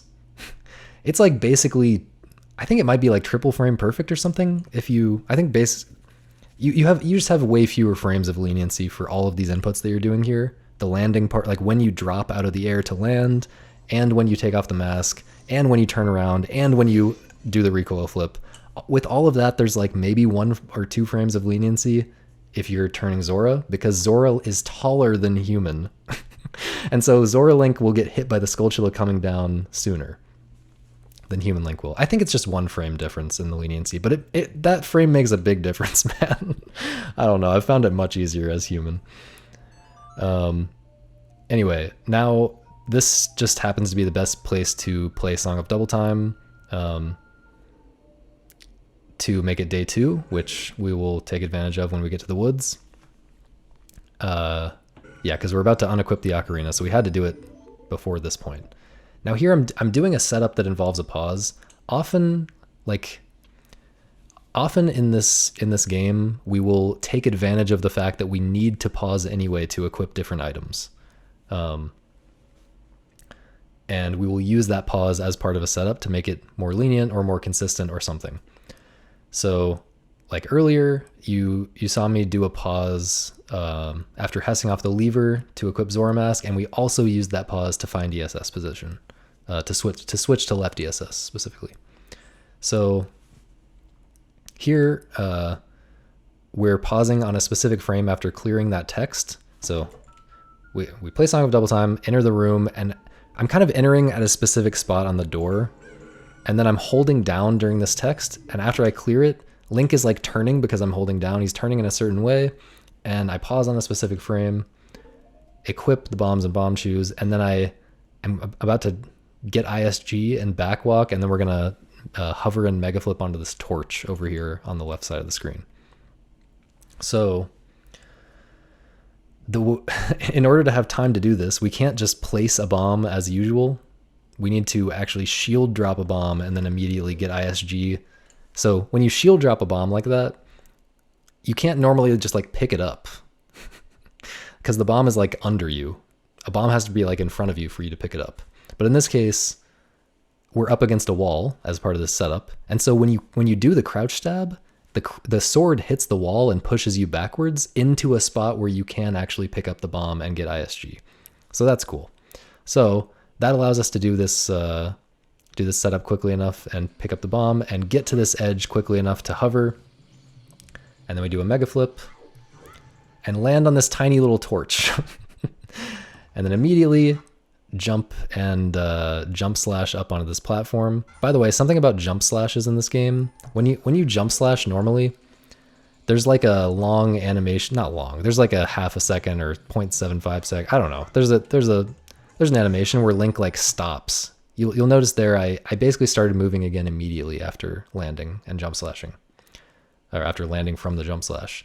And that's because I'm not going to explain this every time, but just keep in mind, whenever I do jump slashes in this game, I'm pretty much always doing something called a jump slash cancel, which is just spinning the stick as you land, which for whatever reason cancels the jump slash animation, unless you start moving again immediately. I guess it has to do with quick spins, like the game wants you to be able to get into quick spin state. I'm not really sure, but okay. So before we go to the boss, as I said, we need all 4 boss remains, so we need to beat all 4 dungeons like normally. But before we do that, in this dungeon, we actually need the item from the dungeon, which is the bow. So here we are getting the bow. We just jump slash Dynalphos twice to kill him. Sometimes you can get unlucky and he can get away from you, but in that case it was nice. We get the bow, we back walk out of here. This part's not really that interesting. And then, here's one case where side hops actually are optimal if you do them way better than I just did them there. I don't know what was happening in my brain right there. Okay, and now here is where we're going to do the boss key skip. So we do not get any boss keys in this run. We don't open any of the like normal boss doors that, you know, allow you to enter the boss room in the dungeons. Instead, we're always going to somehow clip somewhere and get like out of bounds and get into the boss room from out of bounds. Because like what I was explaining earlier with grottos, the whole dungeon in terms of like load zones and like the rooms, like the walls and stuff, the actual like functionality of all the rooms in the dungeon, it's like all loaded all at once all the time.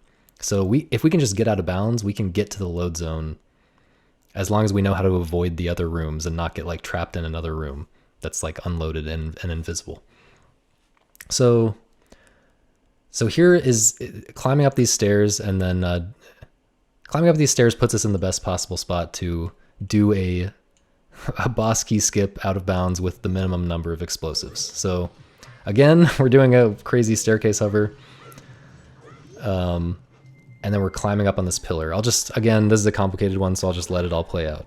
We're doing a ledge clip with Zora, which I'll explain.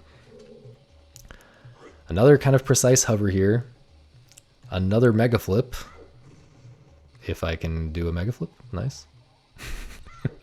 I already forgot everything that I failed in this run. And then another precise mega flip, and then I'm curving this mega flip in a particular way, which I'll explain. And then here we are in the boss room. Okay, so I don't think I really need to explain the staircase hover. Like, you can probably understand based on what I've already said about bomb hovering and stuff.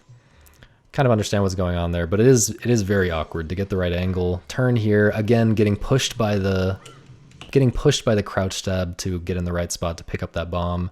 Getting in the exact right spot so that we end up, after these 3 hovers, we end up right here in range of this pillar, but not too close to the pillar. Because if you're too close to the pillar after that chew hover I just did, it makes it a lot harder to target the bomb chew.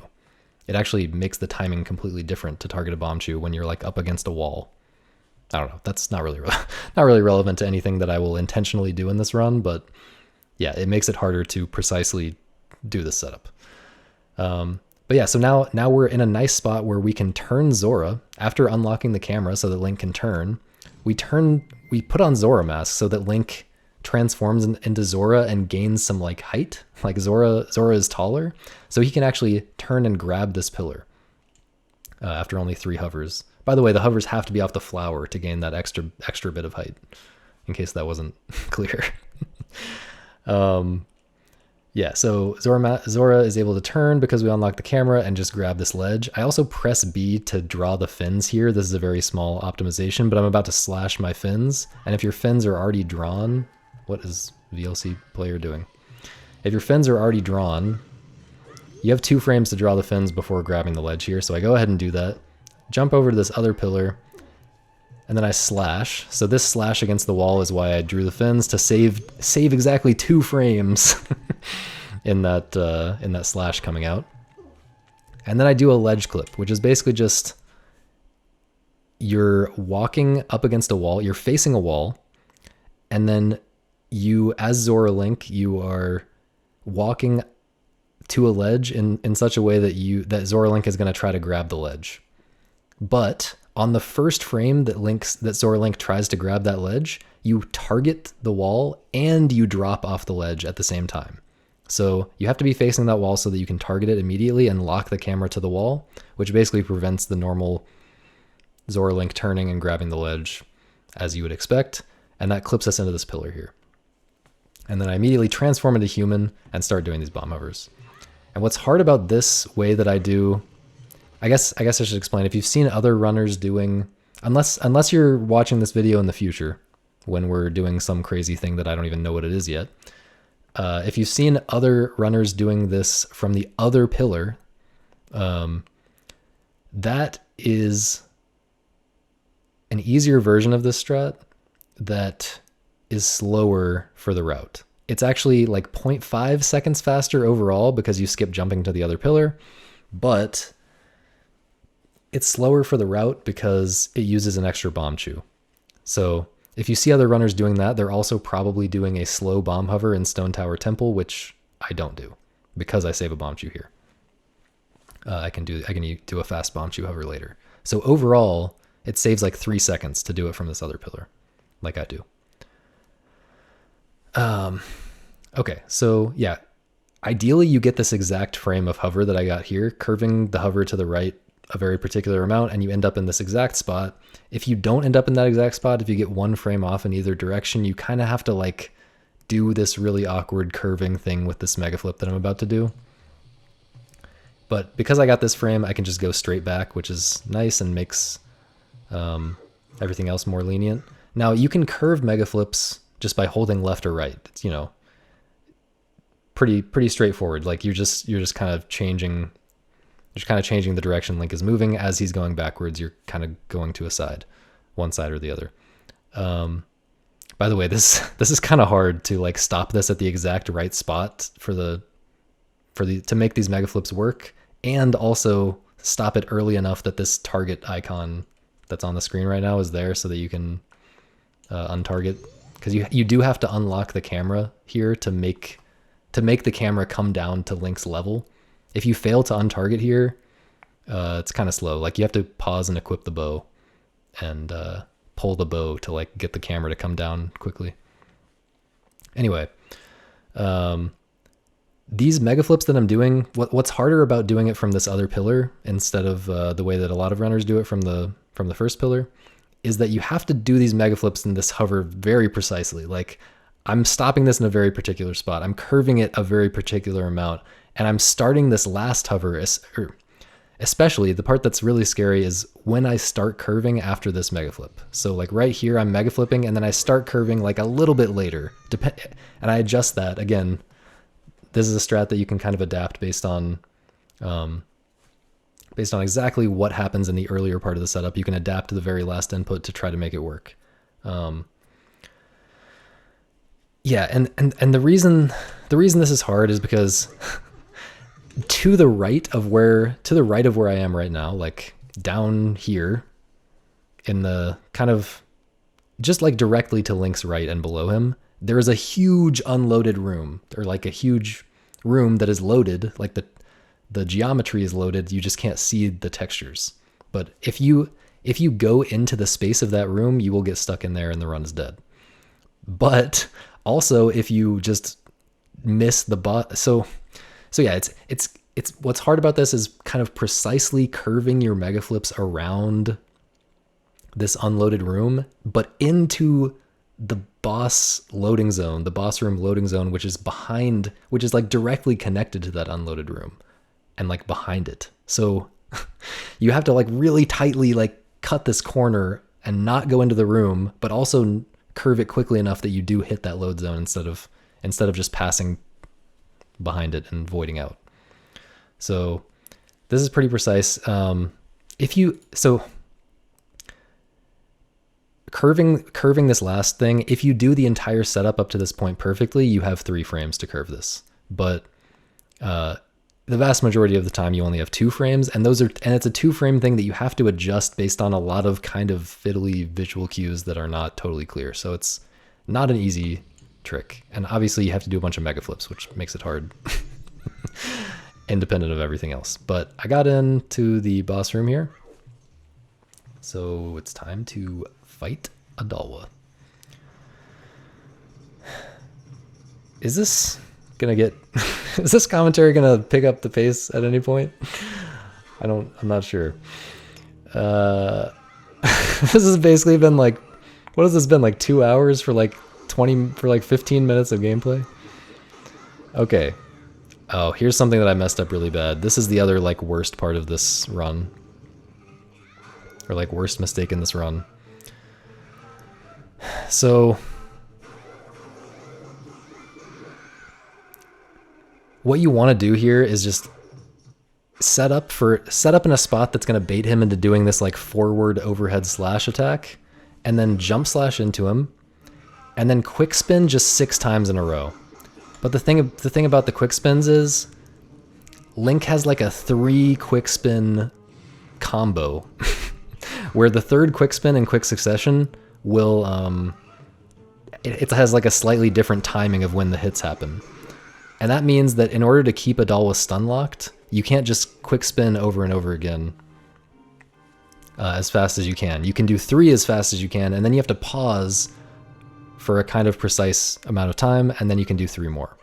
So I failed that there somehow, kind of baffled by that, but yeah, he got away, and backing it up can be kind of awkward, and it's RNG dependent as well, and I got unlucky. He did this spin thing and hit me. So that was a very, very bad split. This, for a 112, this is a terrible, terrible early game. Between that Odolwa fight and the voiding out in the intro, this is very bad. This is like, I mean, I've had like a 36:30 Odolwa, I know. Maybe even slightly faster than that, and this is a 37:07, so yeah. Okay, so we do have to watch this cutscene. We're going to be skipping all 3 of the other boss remains cutscenes throughout the rest of this run, but this one we have to watch because the first dungeon that you clear is when the game teaches you the song. So we have to watch it to learn the song. It's necessary to get to the moon. Long cutscene. This is pretty much the last long cutscene of the run until the very, very end, I think. Isn't that right? Anyway. Okay, so yeah, we're gaining control here and just rolling out. And then we do some kind of awkward movement here. I have to kind of jump off the left side in order to make this jump spacing work out well to land on that platform. But then we're doing a very cool HESS, where we drop a bomb on this lily pad, transform into Zora so that we can stand up in this kind of shallow water that's, you know, not shallow enough for human Link to stand, but shallow enough for Zora Link to stand, and doing a HESS off that bomb, which is just, I think, very cool. By the way, there's something awkward about this. Like, you have 2 frames to put on Zora Mask while Link is like sinking as he's landing in the water, and that makes this setup a lot easier. If you fail that 2-frame thing, there is a backup that you can do, but yeah, I intentionally go for that 2-frame window so that I can just do this backflip to cancel out of this weird like state that you get into when you like transform while human Link is sinking. Anyway, I do that backflip to get to a point where I'm just standing normally and I can do a HESS. all the way through the swamp. And this turns out to be the fastest way to get the bottle, to get any bottle in this run. We just need one bottle from a normal source. What I'm doing here, I will explain later, but keep this in the back of your mind. That I just did something weird when I equipped the ocarina, and now there's like this box around the bow as if I had equipped the bow. But I actually have the ocarina. But again, I'm using this pause to buffer an angle change, which makes it a lot easier to switch from turning right during a HESS to turning left. And then, yeah, I'm HESSing all the way into the woods. So there's something weird here where, so right behind me right now is this hut where the witch lives, or I guess where the witch sells stuff. And you have to look at that hut for some reason. You have to look at it to make the witch fly into the woods. And we want the witch to be into the woods, so because we need to talk to her in a minute. We don't want to have to come all the way back out here and go into the hut to talk to her. So at some point before entering the woods, we have to look at the hut. But in most of the places where you can look at the hut from, you're also in a trigger where looking at the hut will make a big long cutscene happen that's like 15 seconds long or something. So we do a precise turn here where I have set up my HESS in such a way that I'm angled facing kind of far to the right. And I cut this corner so that I get just barely, and I stop, I turn longer than I naturally would here so that Zora Link gets past the trigger, the cutscene trigger, before he looks at the hut. And just for like a frame or two there, he just looked at the hut to trigger the witch going into the woods, but did not look at it while he was in the cutscene trigger. So skipped a cutscene there, which you might not even notice if you just watch this run without me explaining it for 5 hours. So here I'm doing another HESS, but this is actually a special HESS compared to the other ones I'm doing because I just did an angle change unbuffered.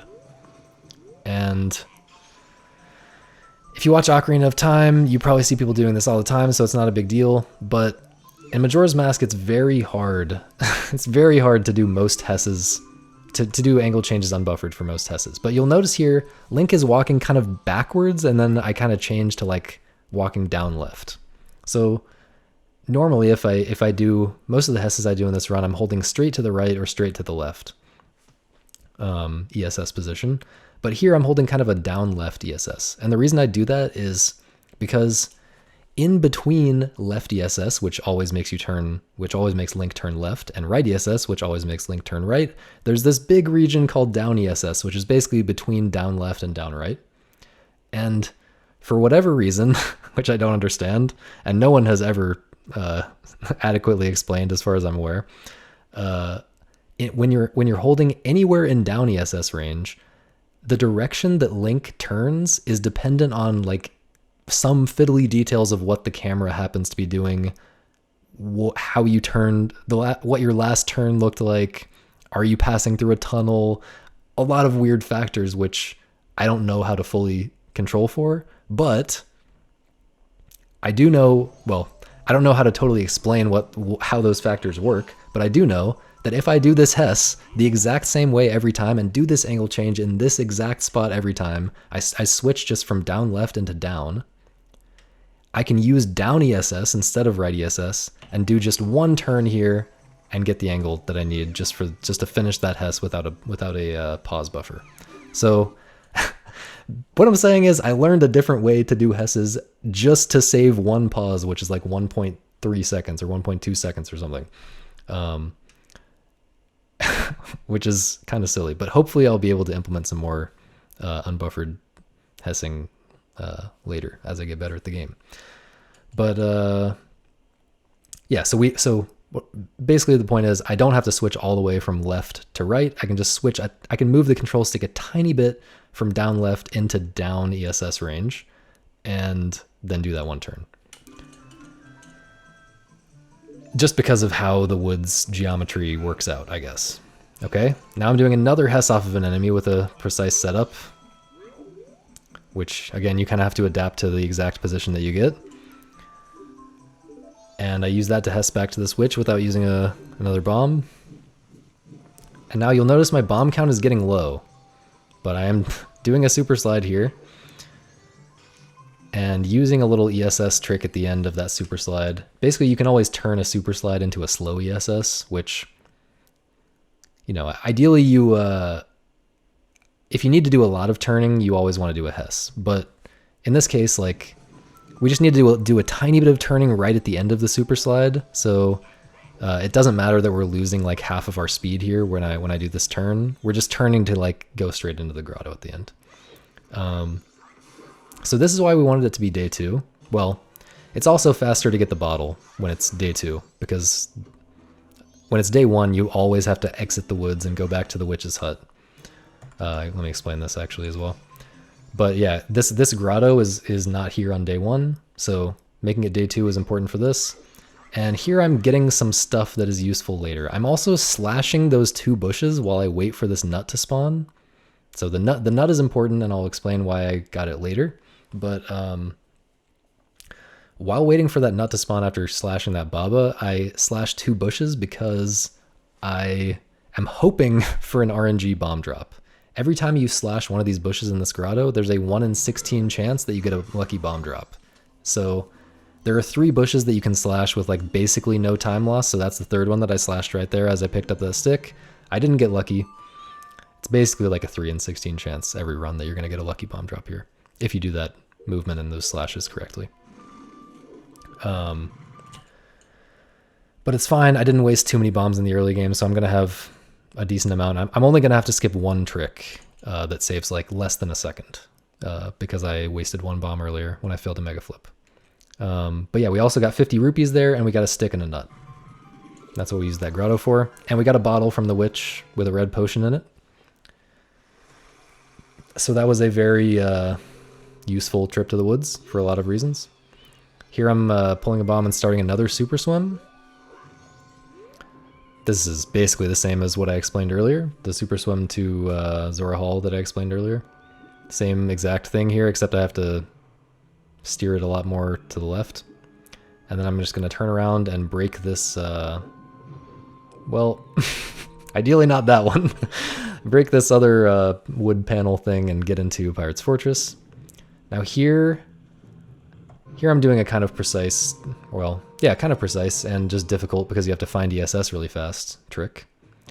Yeah, I guess I should have mentioned earlier, these ESS tricks where you have to, especially the ones where you have to like HESS off of an enemy, like when I HESSed off a lever earlier and when I HESSed off of that turtle in the woods, especially the turtle, you have to be able to find ESS really quickly without really looking at your controller either. So that is one big source of difficulty in the run, is finding this precise control stick tilt very quickly. And here again, I have to find ESS very quickly because for this setup, basically you can use ESS position as Zora Link if you're like right up against a shore. You can use ESS position to do this, to maintain your like starting a swim speed as you go onto land, because you have like a big speed boost right as you start a swim in this game. But the way that I had to do this is holding left. I'm holding like I'm also holding a kind of precise angle. So this is precise for like 3 different reasons. It's precise because I'm holding a precise angle on the control stick as I come through this loading zone, or as I'm watching this cutscene. Wait, not watching the cutscene. As I come through the loading zone right here. So it's precise because I'm holding the angle, and then it's precise because I have to switch from that angle to right ESS. I'm switching from holding like a hard left type of angle to right ESS very quickly as I'm starting that swim. I think it's like, it depends on your angle a little bit, but like it's not more than a few frames window to do that, which is kind of awkward. There are some aspects to that make it a little bit easier than it might sound, but it's still very hard. And then obviously finding ESS quickly is also precise. Okay, so now I'm just kind of swimming like in between the pirates' movement patterns. We don't want to get caught by these pirates here, but you can just barely... Oh yeah, doing that ESS thing that I did, by the way, it doesn't save that much time there, but it does let you get... It makes you it lets you make this cycle a lot faster. It basically lets you beat this first pirate to this platform. If you don't do that Zora ESS thing out of the water, you'll have to wait around for the first pirate to pass before you like climb up here and get up onto this ledge. So that ESS saves more than you might think for that reason. Now I'm just doing another setup to hover, and then with my very last bomb here, I will do a mega flip to Inner Pirate's Fortress. Well, Inner Pirate's Fortress interior. Some nice movement here, jumping up onto that fence and then side hopping up the slope a little bit. Again, ideally I would have one more bomb left here, and I would use it when I get up on that bridge right there, that high up bridge. I would use it to do an ISG super slide past the pirate. Unfortunately, I wasted a bomb earlier, so I won't be able to do that. Oh yeah, this is something you might not realize. I'm doing a frame perfect input to draw my sword here. As you hit the ground, if Link is like trying to start a jump slash, but he hits the ground on the frame that the jump slash would start, I guess, he'll just draw the sword instead. So I guess 3 frames? I think it takes 3 frames for human Link to draw his sword. So 3 frames or so before I'm hitting the ground there, I'm pressing the B button precisely to quick draw the sword without doing an actual slash, so that when I get to this pirate, I can slash her very quickly and not get caught like I did another run immediately after this world record. Okay, so here's where I would normally do an ISG super slide, or I would ideally do an ISG super slide, but instead I just have to do a kind of slow back walk and slash the pirate, and then enter the door. usually a little bit faster than that. Again, I'm doing a weird equip thing here. Is it time to explain this? I think I can go ahead and explain this. Okay, so I'm mousing. I'm cursoring over the bow, and then I'm turning the page to the left and back to the right, and then I am going into I'm pressing upright to go to the ocarina slot, and then it equips the bow over the ocarina slot. So basically, now we have the ocarina equipped over the bow slot, which we equipped earlier, and now we have the bow equipped over the ocarina slot, which might seem silly, even if you do understand this glitch.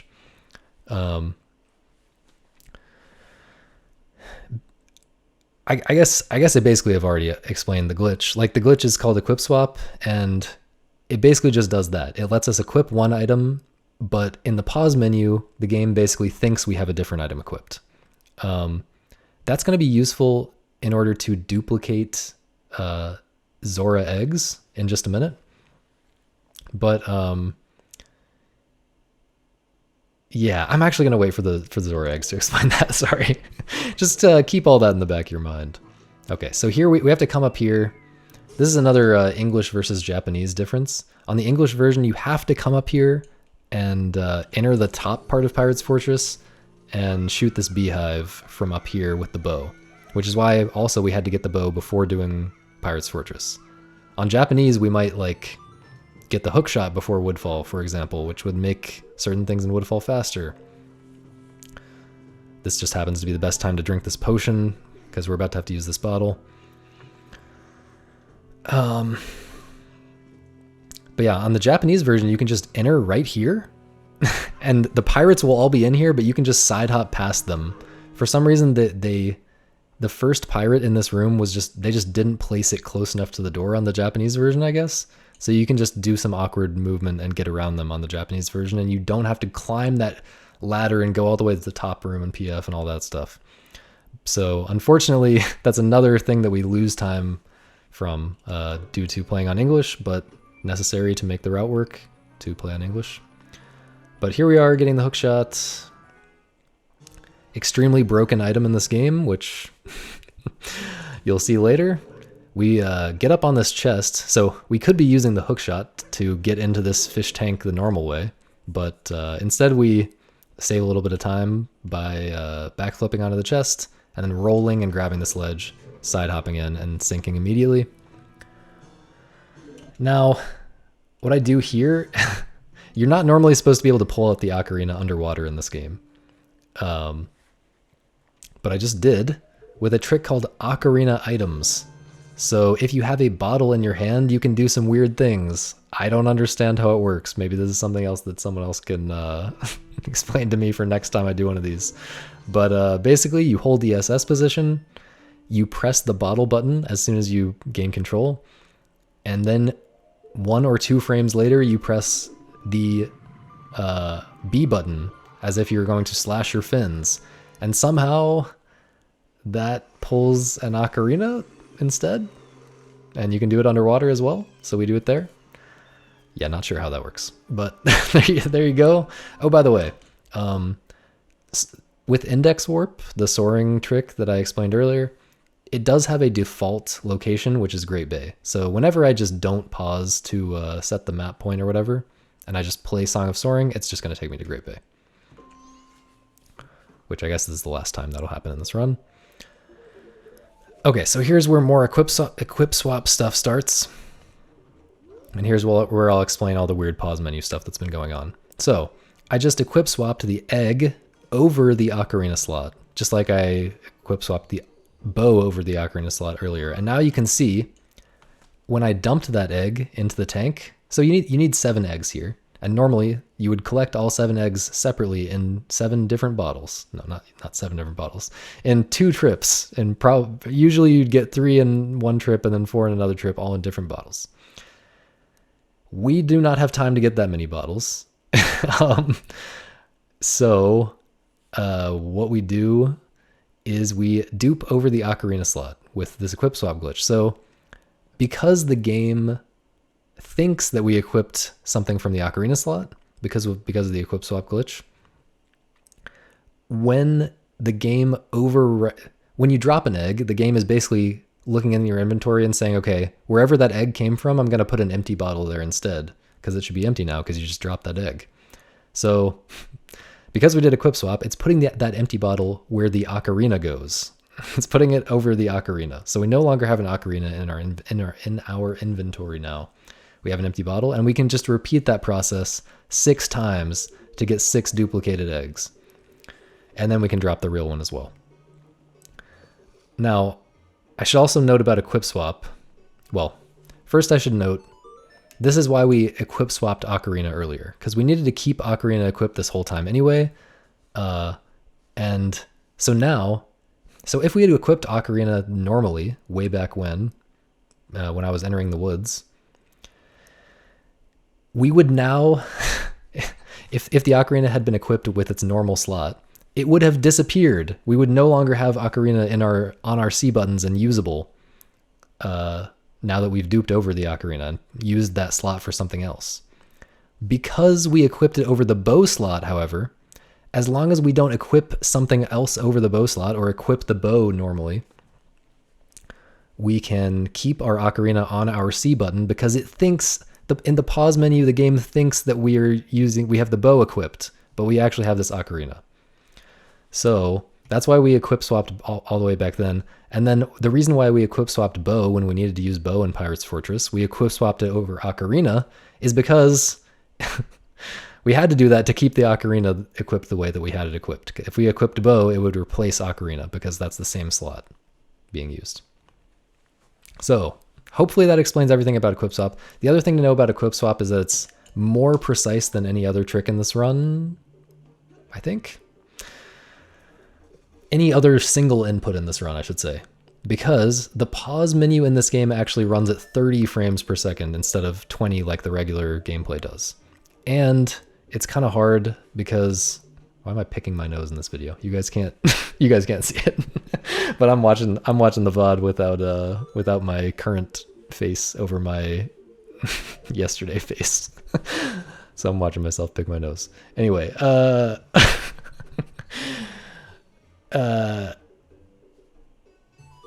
yeah, so you have to press upright and the button that you want to equip to at the same time. So you have a 1/30th of a second window to press both of those things at the same time. And it's actually not, it's kind of difficult just to press 2 buttons at this 2 different types of button or 2 different types of inputs at the same time. Like a control stick has some like travel time, you know, like to get all the way into the notch. There's like a little bit of travel time, whereas like a button doesn't really have travel time like that. So Yeah, it takes a lot of muscle memory building just to press 2 buttons at the same time, let alone on a specific 1/30th of a second window. So I'm doing that every time I do an equip swap in this run, and I will fail some of them. I'm not that consistent at them yet. But it also doesn't lose that much time to fail them. Okay, so then after dropping all the eggs, I roll down here into the cutscene trigger, and then I'm going to pull the ocarina, which is about to start the cutscene where you learn New Wave Bossa Nova. This is the song that you use to get into Great Bay Temple later. When you pull ocarina here, there's one frame right before the cutscene starts where you can press ocarina again, and then he'll just pull out ocarina normally. And then you can soar and skip the cutscene and learn the song. So what I just did is I frame perfectly pulled ocarina and soared away and learned the song without watching like a 30-something second cutscene. You've also probably seen a runner, you've probably either seen runners or me pause here to buffer this. You actually have 2 frames to pause. You only have 1 frame to press ocarina and get the pauseless strat here, but you have 2 frames if you want to pause buffer it. So you can just mash for that. If you can mash 10 or more times a second, you can reliably get that with a pause, but it's faster to go for this way. And if you go for it this way, you can still get the pause as a backup if you just like press ocarina and then press pause like immediately after. Then as long as you weren't late, if you were a little bit early, you'll get the pause as a backup. So it's relatively safe to go for the pauseless here. You just really don't want to be late. Okay, so we end up in Milk Road. Here's where the nut comes into play. I need another empty bottle. And so there's a lot of weird stuff happening in my inventory with bottles. Let me get this straight in my own head to explain this. So we've got an empty bottle over the ocarina slot. We've got the normal bottle, and we're doing something called an ESS dupe to dupe over the nut slot as well, which I'll explain in a second. But basically we're going to have a bottle here, and a bottle here. The reason we need all of those is because this is the only bottle that we can get milk in. Because of a glitch that's coming up, a very important glitch, we need to buy milk, which is why we're at Milk Road. It's the main reason why we're at Milk Road. This is the only one we can put milk in, so that's what that's going to be used for. And then this bottle we're about to equip and use to catch this fairy to do this dupe. And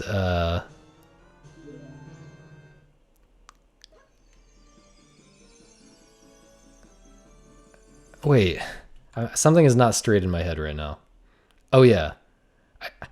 I'm kind of blanking on like exactly why, the exact details of why it needs to be done this way, but there is some awkward stuff with the ocarina slot bottle. Like if you want to have bow equipped at the same time, you can't use that bottle. We need another empty bottle for the remote hookshot trick that I'll explain later, and for various complicated reasons. It has to be this nut bottle. So yeah, maybe I'll do a better job of explaining that later. But for now, just trust me that we needed to get that bottle. So we did what's called an ESS dupe, which is similar to the ocarina items glitch earlier in terms of inputs. You have a bottled item in your hand, you hold the SS position, and then you press the bottle, and then you press another button 1 or 2 frames later. In this case, we press the nut button, and as long as that item is unusable, it will the game will put an empty bottle over that slot. It'll like, I guess what's happening is you're trying to like empty the thing that you just caught from the bottle, but if you press the other button right after you press the button for the actual bottle, then it's like writing the empty bottle to the other button instead of like emptying the bottle naturally by, replacing the actual normal bottle with an empty bottle. It's putting an empty bottle over whatever that other item is. But for whatever reason, it has to be an unusable item. So I threw that nut. I threw that nut to waste it, and then I caught the fairy and did that bottle dupe to put a bottle over the nut slot. Yeah, not doing a great job of explaining that. Sorry. Hopefully I'll clarify a little bit about the bottle situation later, though. But here we're just buying milk, and then we're doing maybe the central trick of the entire run. Like the entire route is organized around this. Like this is the reason we play on the English version. We're soaring to Snowhead and we're doing the lullaby skip HESS. So normally, casually, you have to get the Goron mask and you have to learn Goron lullaby, which is like several minutes worth of gameplay, even if you do a lot of crazy tricks. Instead of doing all of that, we're going to get into Snowhead while this wind is still blowing. This wind that's supposed to push you backwards and prevent you from entering the temple. We are doing that by doing a very long, convoluted, complicated HESS. And I will be pausing a lot to switch back and forth between right and left ESS here, and I'm doing very precise turns here to end up in very particular spots when the wind blows. Because when the wind blows, it's basically always trying to push me back toward the entrance of the area. But if we stop and get stuck on the edge at particular spots, we can kind of avoid getting pushed back, and we can just like only make forward progress, basically. Just waiting whenever the wind blows and using the gaps to make progress. But again, I kind of said this earlier, but this is one of the big reasons why we play on the English version. On Japanese, you would get stuck on the edge. Every time the wind blows, you would get stuck. So right here, I would be stuck and I would have to start an entire new HESS. You know, every time the wind blows, I would get stuck on the edge and have to start a new HESS, basically, which is just terrible. This is a very sloppy HESS, by the way. This is one of the bigger mistakes in the run. I got very lucky. So again, this is like the biggest example in this run of like the type of difficulty that I was talking about earlier that this run has, where you have to be very adaptable. There's just so much. There are so many inputs in this sequence that you just can't get consistent enough to do all of them perfectly every time. It's much more practical to learn a lot of different backups, learn a lot of different ways of adjusting what you're doing for the specific angle that you have here, or the specific spot that you're in when the wind blows. And the fact that the wind timing is random as well means that even if you could do everything perfectly, you're still going to have to adapt somewhat to when the wind blows. So yeah, I'm not sure if I'm gonna explain all of the details of this, but like suffice it to say, I'm adapting to a lot of like wind pattern stuff that's happening. I got very lucky that I was able to get in on not very lucky, but you know, pretty lucky, like maybe slightly over 50% of the time the game will let you HESS all the way in on this particular cycle with this particular like number of wins, and the rest of the time you have to wait 2 extra full wind cycles, which is like 10 seconds in total. But yeah, there's just a lot of precise stuff happening here. It's very easy to get stuck on the edge, like especially right there. It's very easy to get stuck on this ledge by not turning quite enough. If I had kept this angle that I have right here instead of turning 2 frames like I just did, it would have, I would have probably gotten stuck there. The snowballs are not random. Good question. The snowballs are not random at all. But they each have their own cycle of when they spawn and then they roll and then they fall off and then they respawn. And, so this is the weird thing. The wind patterns are random. So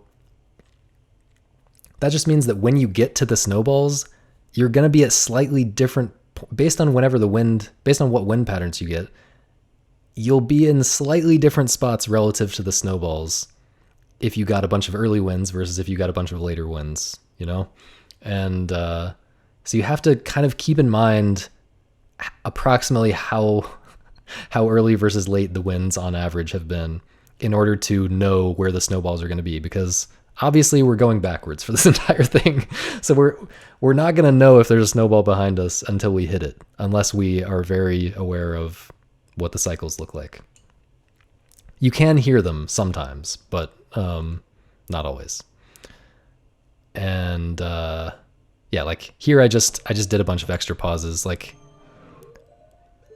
ideally, if this snowball were not here, I could just keep this angle that I have right now, but I have to do this extra turn that I just did, which I actually overturned, which makes me have to do a bunch of extra pauses. But the reason I had to do all those turns in the first place was to avoid that snowball that was going to be right behind me, and I knew that.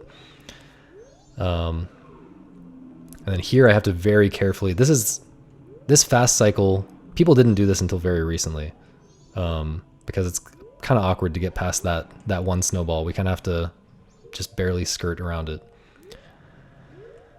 Another thing, one last thing to say about this HESS.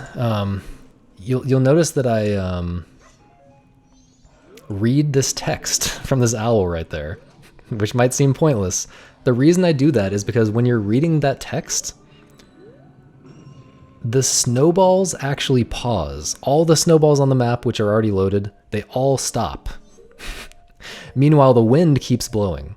So we've basically desynced the natural wind versus snowball timing alignment or whatever. So that when we get up to all the way at the very top, like right before we enter the load zone to enter the temple, the very last snowball will not spawn on top of us and kill us. Well, yeah, it helps no matter what cycle we're on. We can be on different cycles, and it helps in different ways for different cycles. But basically, talking to that owl for a very short period of time doesn't really lose any time, because we kind of have to wait for the wind cycles anyways, and or we have to wait for the first two snowball cycle anyways. Or I guess that's not really true. I guess it is losing a tiny bit of time, but it's making it way more consistent to HESS all the way in. And yes, another good question, are the snowball starting sizes consistent? They are not. And that is one thing that can save you if you mess up in certain ways. You know, if you're trying to skirt around that one snowball that you kind of have to just barely dodge on the way up the last ramp here, if you cut it a little too tight, you could get away with it if you just happen to get a smaller snowball. There's no way to predict that. But yeah, you kind of have to play it safe. Yeah, you kind of have to try to play it safe in case you get the really big one. Okay, so finally in Snowhead, I'm breaking this ice to set up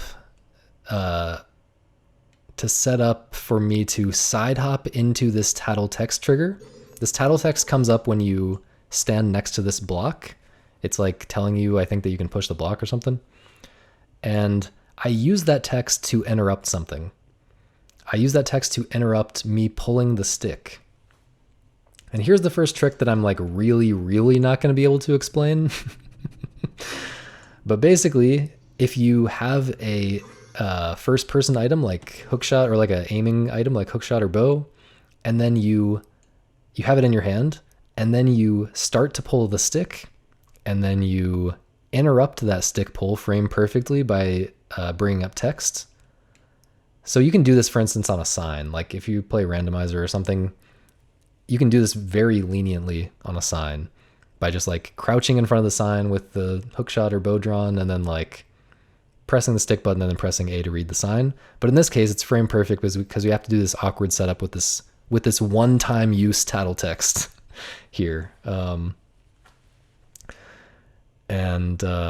Yeah, so I'm side hopping into the tattle text and then pulling the stick in such a way that the stick pull will get canceled right when that tattle text comes up, or like right when I hit the ground and get the tattle text, which for whatever reason causes a glitch called action swap, which lets us shoot a lit arrow out of our stick.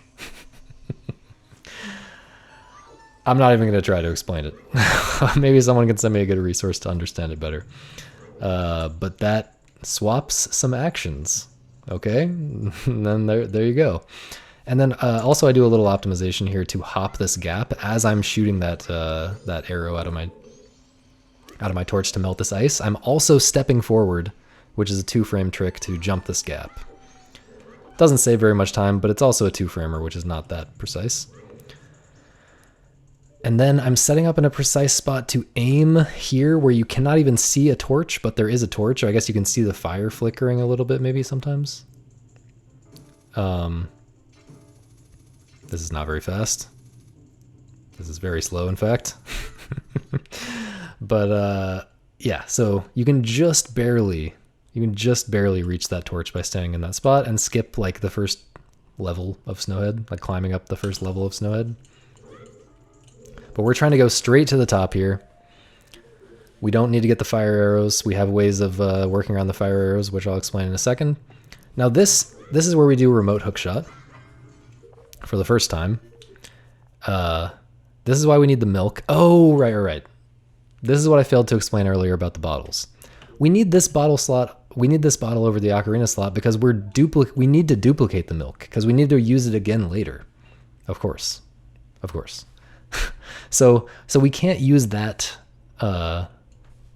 We can't use this bottle slot as our empty bottle because this has the real milk. We can't use this bottle slot as our empty bottle because it has the milk that we're using for the trick right now, the duplicated milk. So we need this for an empty bottle, which I'll explain in a second.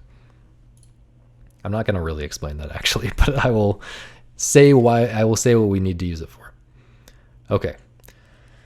So what we do here, what remote hookshot is basically a way of interrupting a hookshot. So I just aimed at that wall and then I kind of stopped the aiming by drinking milk.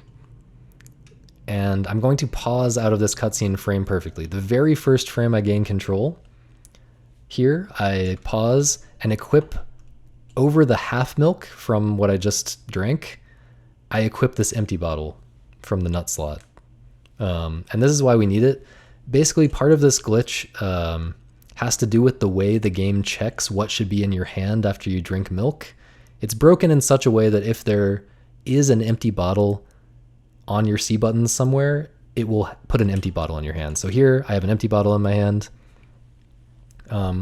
We had to do it frame perfectly because if we didn't make that happen on the very first possible frame, the game would see there's no empty bottle and put it away.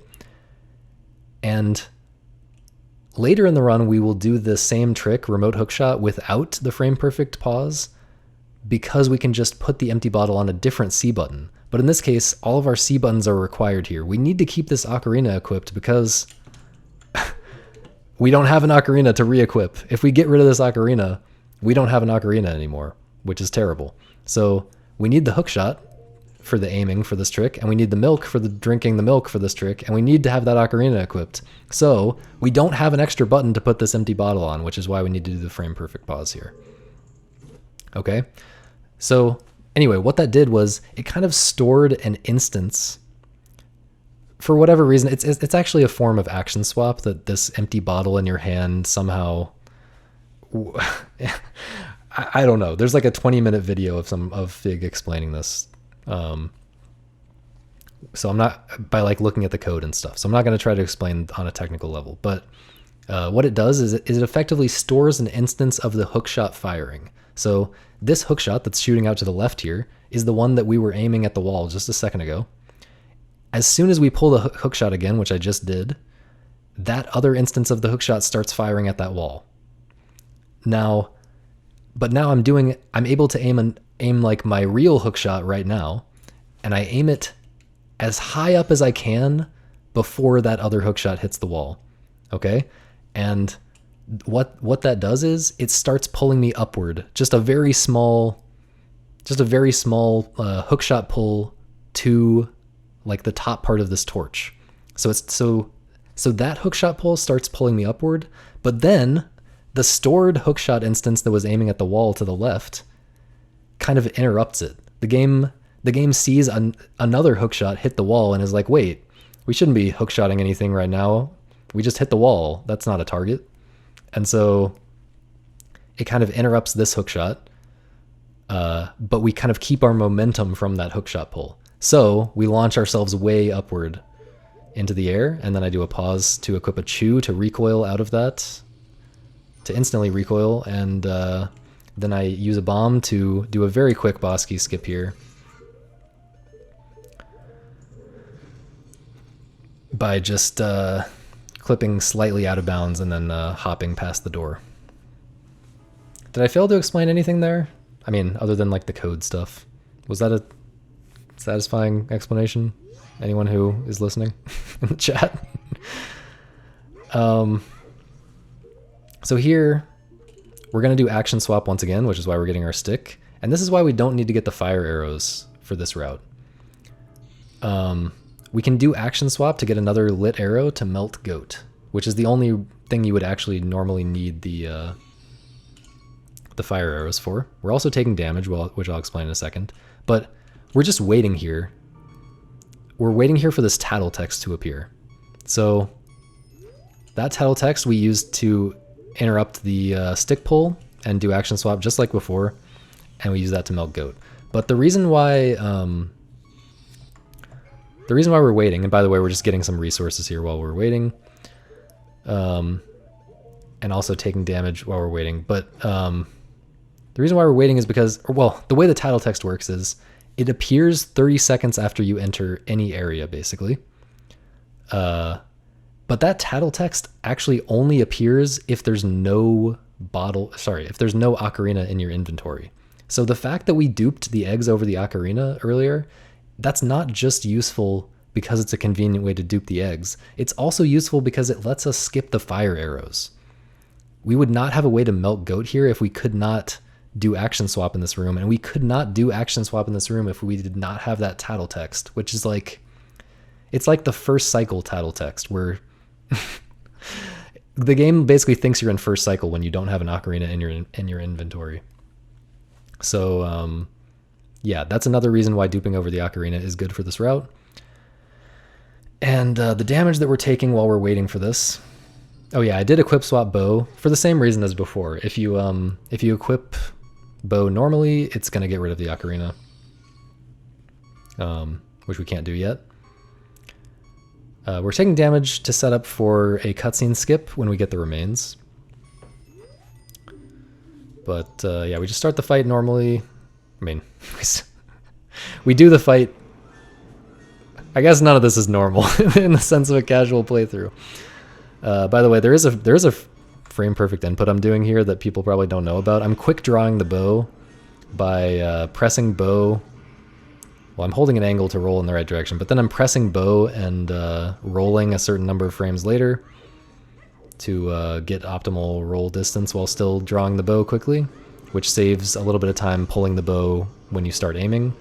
Which, by the way, it's actually kind of tight to shoot these 4 shots before he starts running at you. The way this boss works is he's going to wait there for you to come around the corner or whatever, and then he's going to start shooting at you. But if you don't come around that corner quickly enough, he's going to start running. He's going to start charging. We want to keep him there and shoot arrows at him, but we only have a certain amount of time from when the fight starts to when we need to trigger that shooting in order to make him stay where he is.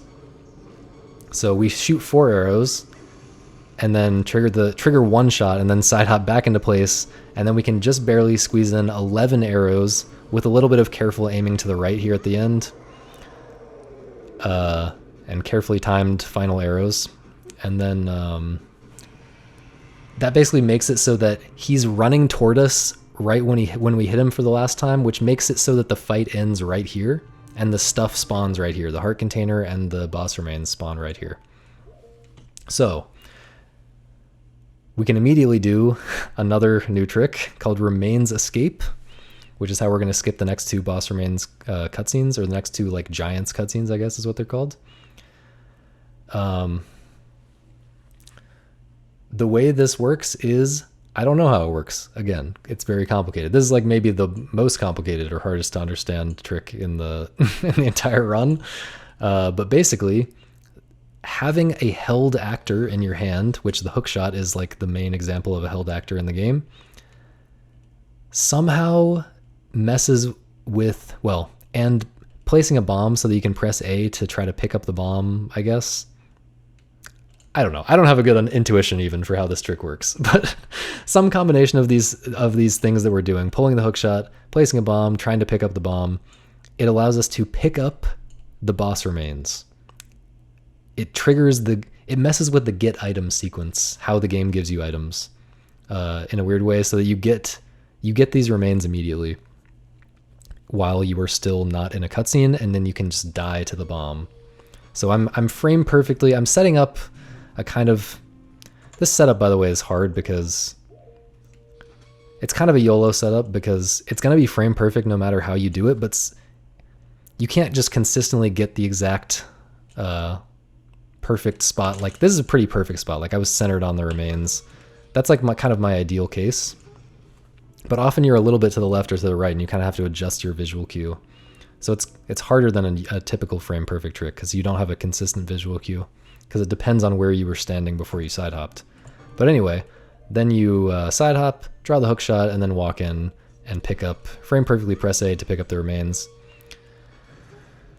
I'm not really talking about like what kills the run if you fail it, but a lot of things kill the run at this level if you fail them. For instance, being late, being 1 frame late on this kills the run. There is a way to save it if you're 1 frame early, but then you're wasting bombs, and that's also kind of bad, and it also just takes a lot of time to set it up again.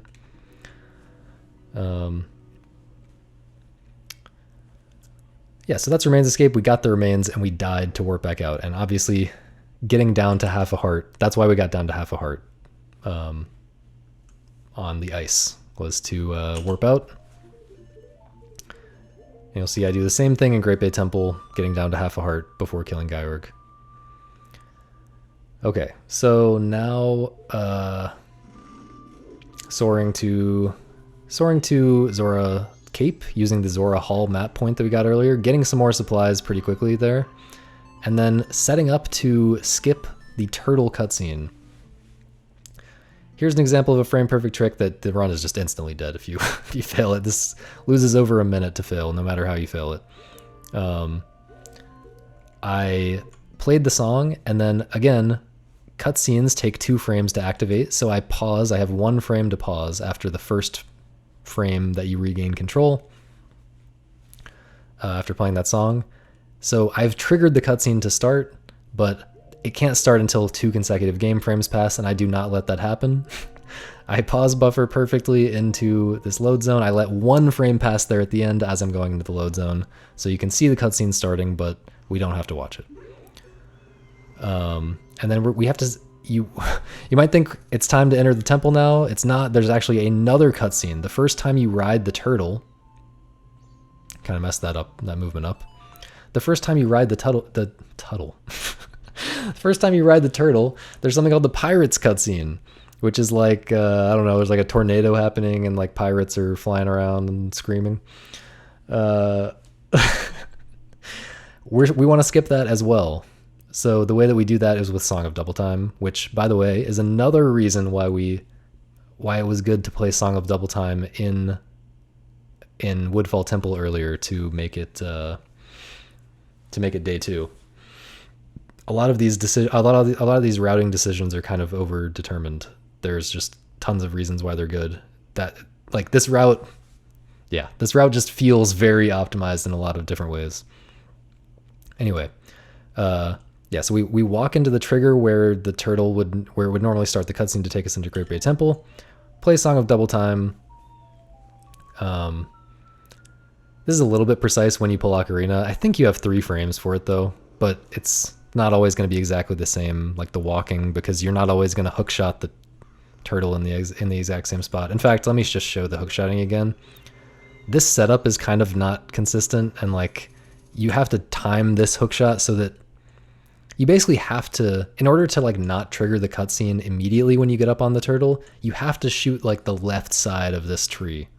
So like there's kind of an edge here.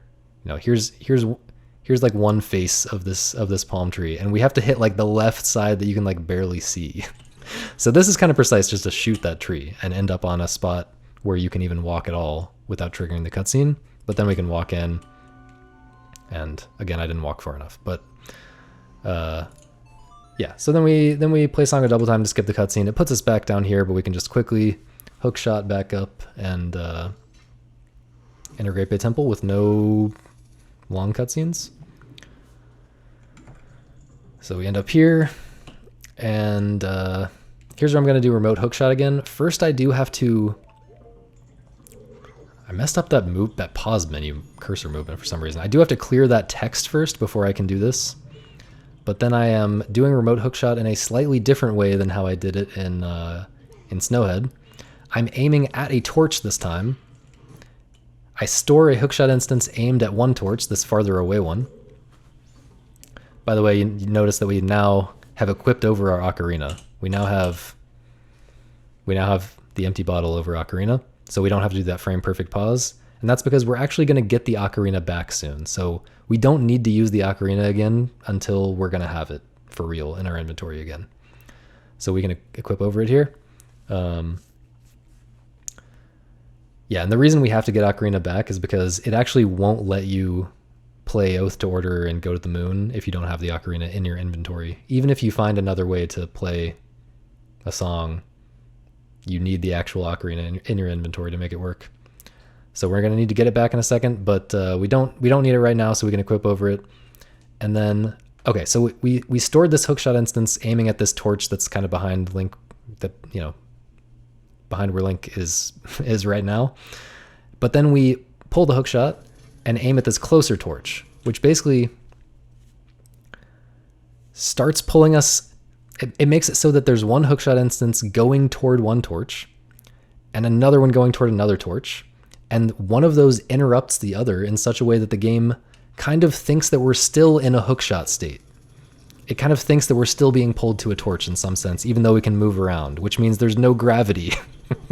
There's not normal gravity, so we can just do that jump like I just did, and then get set up into this spot. And I don't exactly understand how this works, but we can aim upwards, and then we'll aim the hookshot upwards in a specific way, and then do a side hop off this ledge, and press the Zora mask button in midair, which somehow, because the Zora mask is like a cutscene item, that I guess triggers the game to go back into that like hookshot aiming state.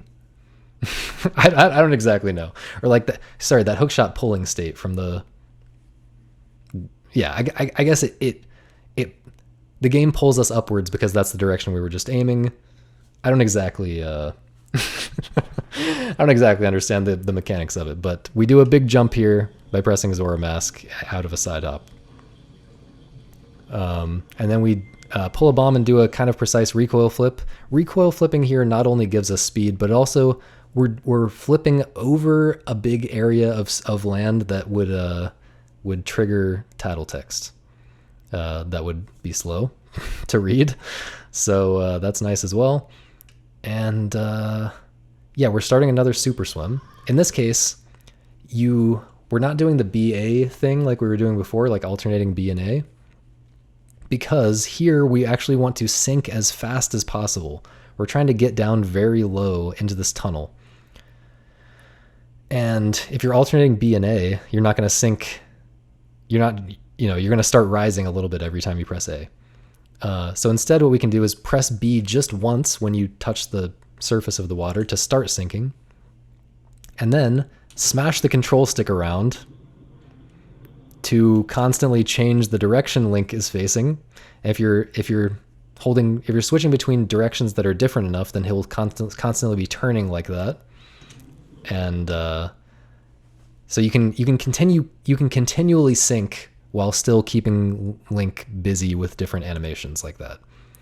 And then we change to a different type of super swim here. So we're doing the control stick direction switching, but then we press A to start rising as we enter this tunnel. And then we switch to targeted super swimming just because it's easier to just mash target, because normally the problem with target super swimming is you can only do it when you're rising. So you're eventually going to just hit the surface if you're just target super swimming. But here we're in this tunnel, so we don't care. We can't hit the surface from in here, so we can just mash target after pressing A. And I'm holding a very precise angle on the control stick here. I'm holding like very slightly left of up. I'm kind of trying to find that angle on the control stick as I'm going through this tunnel.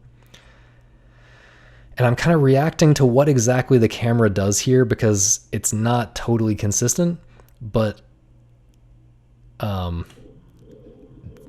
I have to press A as Link hits this little, the pipe that's behind him and to the left, this green pipe.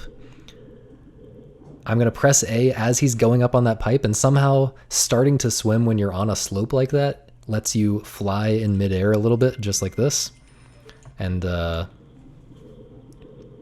a little bit more happening here, but I'll skip some of the details. But yeah, there's basically, I'm precisely pressing A to get that, what we call a flying Zora, to go straight onto this ledge and save a little bit of time of like diving up.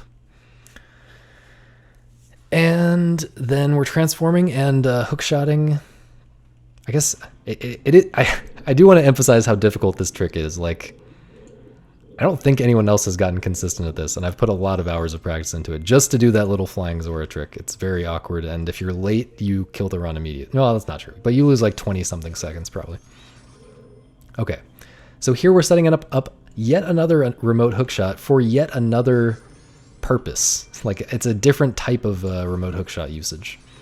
Here we are remote hookshotting a chest that we are right in front of. So we're storing a hookshot instance that's going to pull us like 1 inch toward this chest that we're already right in front of. And then what I'm going to do, as soon as he finishes drinking this milk, I'm going to press hookshot, and then I'm going to press A. 3 frames, I think? It's a precise number of frames later to open the chest. I'm going to press A to open the chest a certain number of frames after I pull out the hookshot so that the chest opens, but the stored hookshot instance like interrupts me opening the chest by like pulling me a little bit or like moving me, it somehow breaks me out of the chest opening sequence. So the game has put us in like the get item sequence, I guess is what it's called, but it has not actually given us the item because we haven't actually opened the chest and gone through the process of Link like holding the thing up above his head or whatever. So this chest would normally give you the compass, I think.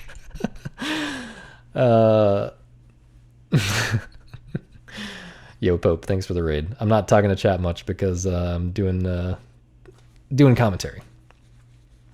But hello, everybody. But feel free to ask questions if I'm not explaining something well enough. Yeah, so this is the compass chest.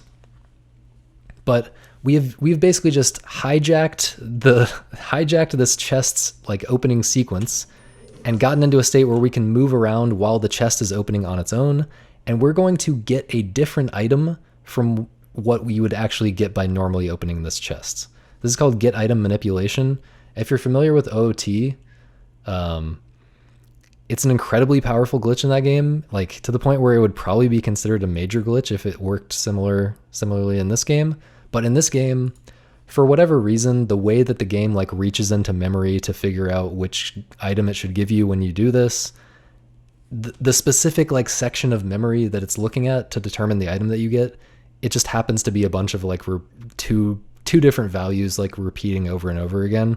So basically what that means is in this game, you can pretty much only gim light arrows and ocarina, which does happen to be very convenient for this route. So what we're doing here is getting light arrows. I guess the get item value is set. The thing that determines which item you're going to get is set when you're standing in front of this chest. So like the compass chest is going to give us light arrows, and the other chest, a fairy chest that we use later, is going to give us the ocarina. So right there, when Link surfaces, he that triggers the game to actually give you the item. It's kind of complicated why that works, but think about like if you get a deku nut, if you get an item when you're underwater, like I guess it happens more normally in like OOT.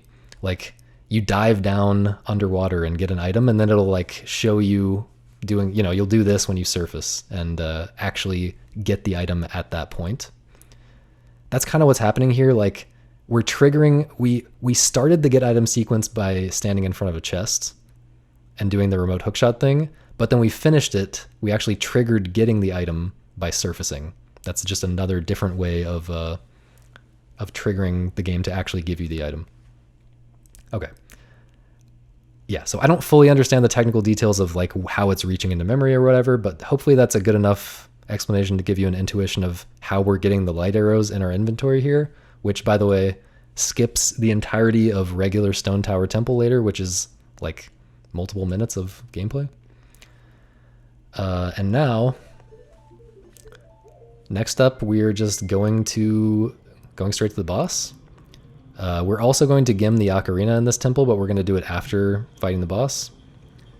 So here I'm going to do another ledge clip, just like the one that I explained in Woodfall, just with a different kind of setup.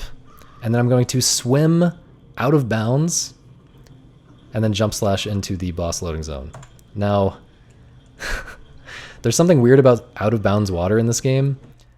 If you can actually see, let me try to pause it on the right spot. You can see that way below, like on a lower floor, there's like a tunnel. It's like the lowest tunnel. See that tunnel way below? Down here? There's that tunnel, and then there's like another tunnel over here, I guess.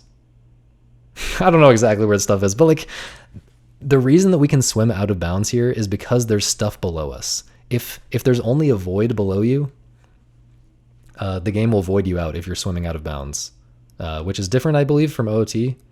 Because I know like in Bottom of the Well, they just like swim around out of bounds in random spots in OOT. But yeah, you have to be over some kind of land for the game to not void you out if you're swimming out of bounds. So we do a kind of awkward, precise swimming here where I'm like turning at specific spots and like finishing the swim at a precise spot and then jump slashing. You also can't just swim all the way into the boss load zone. You have to stop your swim and like jump slash. Okay. But anyway, that's how we skip the boss key, get straight into the boss room. But we're still not really in the boss room. We're kind of above the boss room. And if we were to jump into this pit right now, it would trigger a 50-ish second cutscene that like introduces the boss fight. We do not want to watch that. So what we're doing is a trick I haven't explained yet, called a weirdshot. Again, I'm not going to fully be able to explain how it works, but we're rolling on the same frame that we would for a mega flip or for a HESS.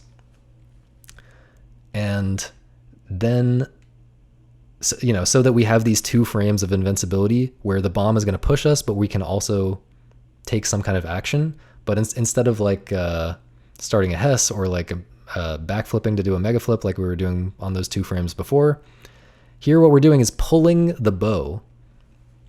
And something about going into the way that the game puts you into first person mode, combined with the way that the game is pushing you back from taking damage, is going to displace the camera in a very strange way. It probably, it probably has to do with the fact that like, when you pull the hookshot, the like red dot is going to like slowly come up. At first it's like aimed down and then it's going to slowly come up to like in front of you. Probably has to do with that. Like, anyway, different frames of weird shots can like displace the camera in different directions. In this case, we go for a first frame weird shot, which I'm not going to explain the full sequence of inputs for that, but like, it's a very complicated sequence of inputs, and then it's a frame perfect thing to get it to aim the camera straight down. If I were a frame later, it would have been a different camera angle, which would be slower to aim and shoot gyorg. Also, on the English version of the game, it's very easy to crash weird shots. You can crash weird shots if you try to go for if you do later than second frame timing for when you release target. You can also crash weird shots on English by rolling on the first possible frame and pulling the bow on the first possible frame, which is like the most natural thing to do. So you have to like train your brain to not do that if you want to do this unbuffered. Okay, so we're aiming at what looks like nothing, but we're aiming down into the boss arena, and we're shooting Gyorg, who is actually already he's sitting down here somewhere. He's like down in this corner or something. Even though his cutscene hasn't like introduced him yet, he's chilling down there. And if we shoot him, it starts the fight so that we can hop down here without watching the long cutscene. And we want to make it to him to damage him before he becomes active here. We want to go ahead and start the fight. We don't want to wait for him to become unstunned and stuff. So we go down here and start fighting him immediately, which requires some very finicky swimming movement. And you kind of have to react to which way he's moving here as well, which also makes it hard. But we make it to him. And by the way, we're also taking damage, you'll notice. Every time I damage him, I'm also taking damage. To get down to half a heart for the remains escape, just like I did on goht. Now I'm going to do a dive up. I'm not going to explain that because I actually don't have to do that way anymore.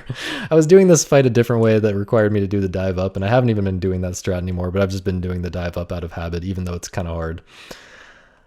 Yeah. This is all going to change when I go for 111 strats. Anyway, we dive up to avoid getting eaten, and then stun him. We throw these fins at a kind of precise time so that no matter when he charges, it's kind of RNG when he charges at the platform, but you can throw the fins at a precise moment so that no matter which time he chooses, he's going to get hit by the fins. I was a little afraid that my fins were a little early there and they were going to miss him, but that was good. And then we finished the fight.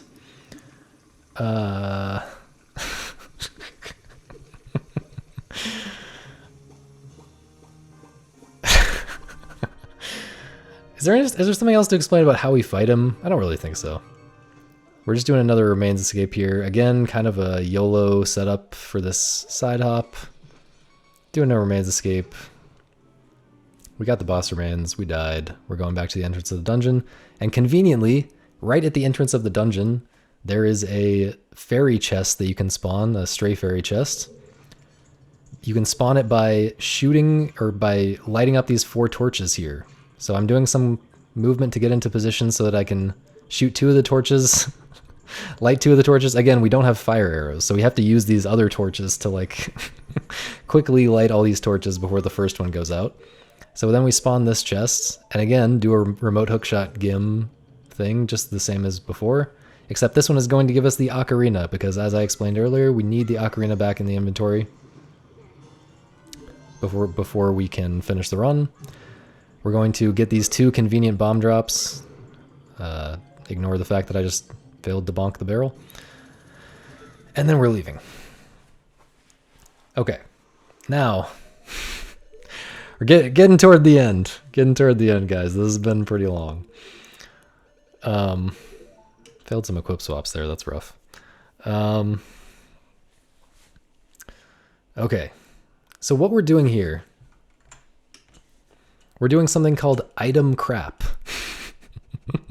Specifically bomb crap. So I'm equipping the real bombs on my X button, C right, and then I'm equip swapping bombs over the light arrows so that I have a different bomb equip that's not really tied to the bombs in my inventory. So this white box that, you know, this is the game thinking I have bombs equipped, which I do. That is tied, this white box is tied to my C right bombs, but this white box over the light arrows is tied to my C left bombs. So what's going to happen is I'm going to again do an ESS bottle dupe. That's just me setting the map point for the sword that I'm about to do. But I'm doing, again, getting supplies as well. Here, we have to refill on everything. But here I am doing an ESS bottle dupe to put an empty bottle over my bomb slot so that there are no bombs in my inventory anymore. But I still have bombs equipped and I can use them. Similar to how I had the ocarina equipped for a long time earlier, even though there was a bottle over the ocarina in my inventory. So, and then again, we did ocarina items to soar to Stone Tower. We could just equip the ocarina and soar, but it's faster in this case since we already have the bottled item in our hand, and we're already ESSing as well. It's faster to just do ocarina items to soar in that case. But you can see now, there are no bombs in the inventory. And the reason that this is useful is because when you play Song of Time and, restart the cycle, go to the next cycle, the game is going to empty all of your supplies in the pause menu.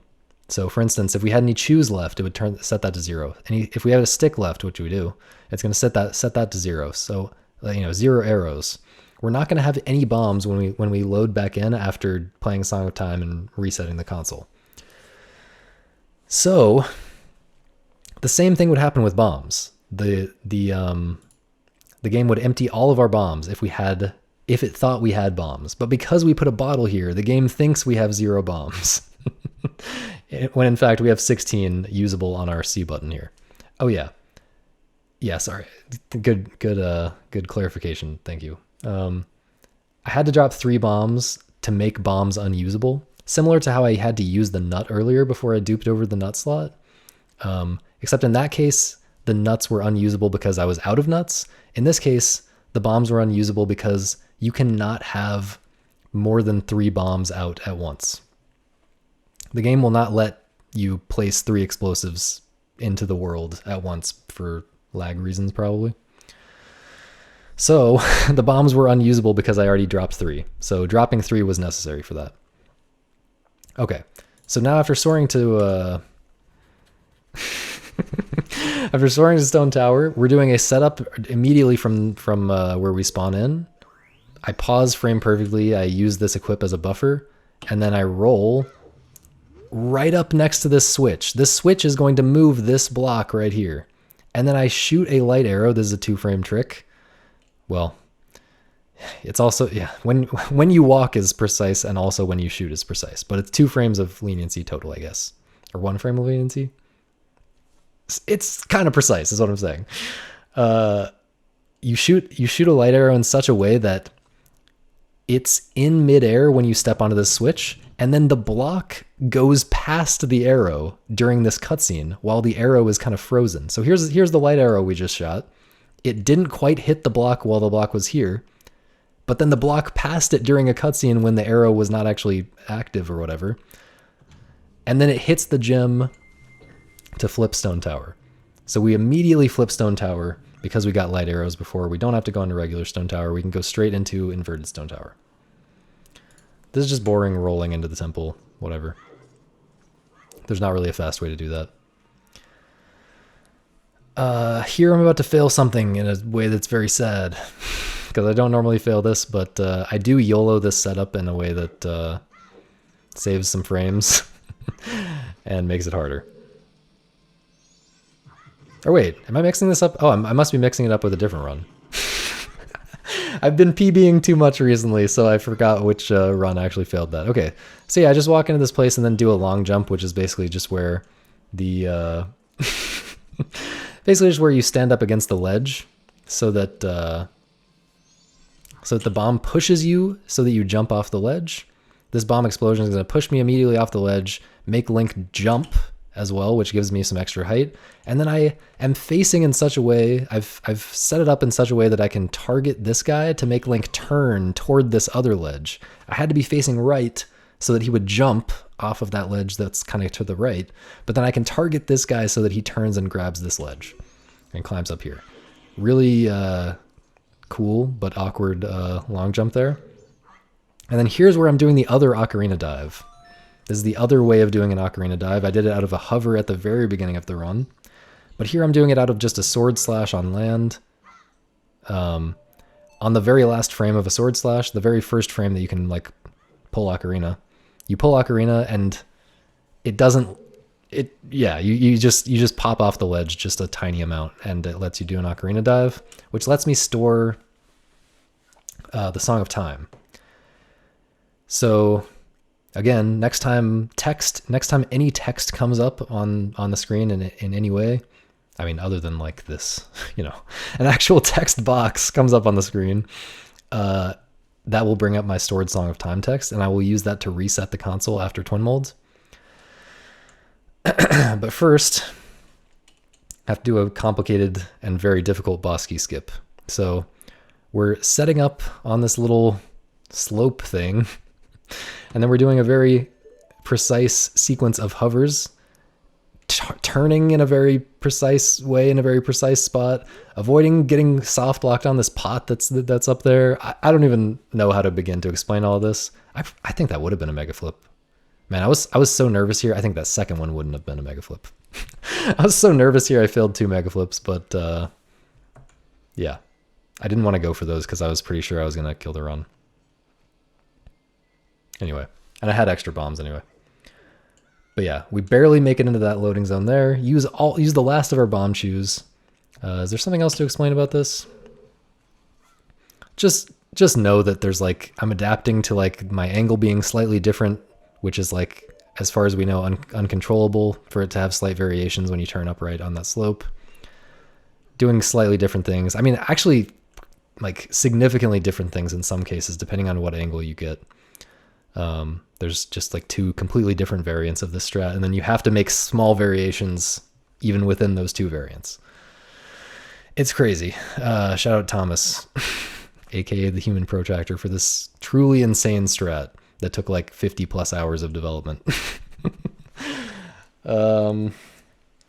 Yeah. So yeah, we're making it into the load zone here, and again, we have the Song of Time stored. Yeah, you also can't carry a mega that far because, yeah, I think in this case the load zone extends like infinitely far down, but in ISTT, yeah, there's a special void mechanic where if you carry a mega too long, like after Link starts screaming, slightly after Link starts screaming, it'll just void you out because, you know, there's gaps everywhere to fall down in ISTT. Like voiding everywhere is an intended part of the game in this area. So, yeah, you can't just have one mega carry all the way to the load zone for that reason. But here we are in twinmold. Yeah, the twinmold fight, I guess there's not that much to say about it in terms of like specific, precise things. It's just that we don't have the Giant's Mask. So we just have to do a lot of precise aiming. And by the way, you're gonna be really nervous when you get to this part of the run. You just did one of the hardest sequences in the entire run. And now you have to aim really precisely. So good luck. I really wish I'd hit this shot, man. That would have been so fast. These are kind of tough shots. So I guess one thing to say here is that if you're far enough away, it's actually optimal to be kind of far away from blue twinmold like this because you have magic arrows here. And when you have magic arrows, there's normally a cooldown when your magic arrow hits something before you can pull another magic arrow. But here I'm just shooting them normal. I'm shooting them fast like I would for regular arrows. And that's because if you shoot something that's really far away, the game kind of like gives up and like thinks you didn't hit anything and lets you shoot something again immediately, I guess. So it actually does make the fight faster if you're kind of far away like this. It just also makes it a lot harder because it makes the shots a lot more precise. And also, like, arrows have travel time. So, like, when you're shooting something farther away, you have to account for that travel time and release the arrow earlier. This is another big example of, like, a part of the run where you have to be able to adapt in, like, a million different ways to be good at this fight. It just takes so much practice. But, yeah. I got a pretty nice pattern there. It was a tough pattern to get the first 3 shots immediately, but it let me get that back up, you know, the next 2 regular arrows pretty quickly. So we finished blue. We finished blue as quickly as possible because only having one twinmold up at a time makes it much less likely that one of them is going to run into you and just randomly own you, which is very bad. So we finish one off as soon as possible, and then we're gonna kill red separately. Here is also where I need to equip Ocarina. This is the last equip of the run. We need to equip Ocarina for playing Oath to Order to get to the moon, and we combine that pause with the pause to bring up the text to which we're going to use for the cutscene skip here. This is very tragic. I go for this blind shot here. If you listen to the audio cues well enough, you can hit a shot on his tail. You can hear him roaring right now. And a certain amount of time after he starts that roar, the tail is going to come up. And I'm listening to that roar and trying to adjust. But the problem is, it's not consistent because one, the tail is always going to be a certain distance from you and you have to lead the shot, like I said, or you have to, lead the shot, I guess, so that, it hits the tail, so that your arrow hits the tail when it actually gets there rather than like thinking about it as like shooting it when the tail comes up or like releasing the arrow when the tail comes up. So that's one factor. But then also the roar sound effect is coming from his head. which is always going to be somewhere different relative to the tail. In this case, it's like right where the tail is, but that's actually an unusual case. Often the roar is going to be coming from a completely different distance away from you, and so the sound, the sound effect timing can throw you off. You're like thinking about the timing in like a lot of different ways. That's very confusing. And it can be very easy to like overthink it. And in this case, I think I just overthought it and released that arrow just slightly too early, which actually I believe, if I recall correctly, that prevented me from getting the 1 cycle here. I mean, I missed a bunch of these other arrows as well. I really should have just been able to get this 1 cycle. But yeah, I really should have been able to get this 1 cycle. But I do think these shots were kind of impressive. Like these last 2 were really tough. His tail like whips around in weird ways that I don't even know how to describe why that's so difficult. But like, yeah, his movement patterns are very strange, and the tail especially moves in strange ways. But okay, I failed the 1 cycle, which loses like 7 seconds, but the 1 cycle is very, very hard. That was okay aim, all things considered. So now we're skipping this cutscene in a different way. We're not doing Remains Escape here. The reason we're not doing Remains Escape here is it would require us to damage down to half a heart and do the twinmold fight when we're about to die. Which means if red runs into us, we just die and the run's over. Which I will be doing when I go for 111. But for 112, it's not worth it to risk that.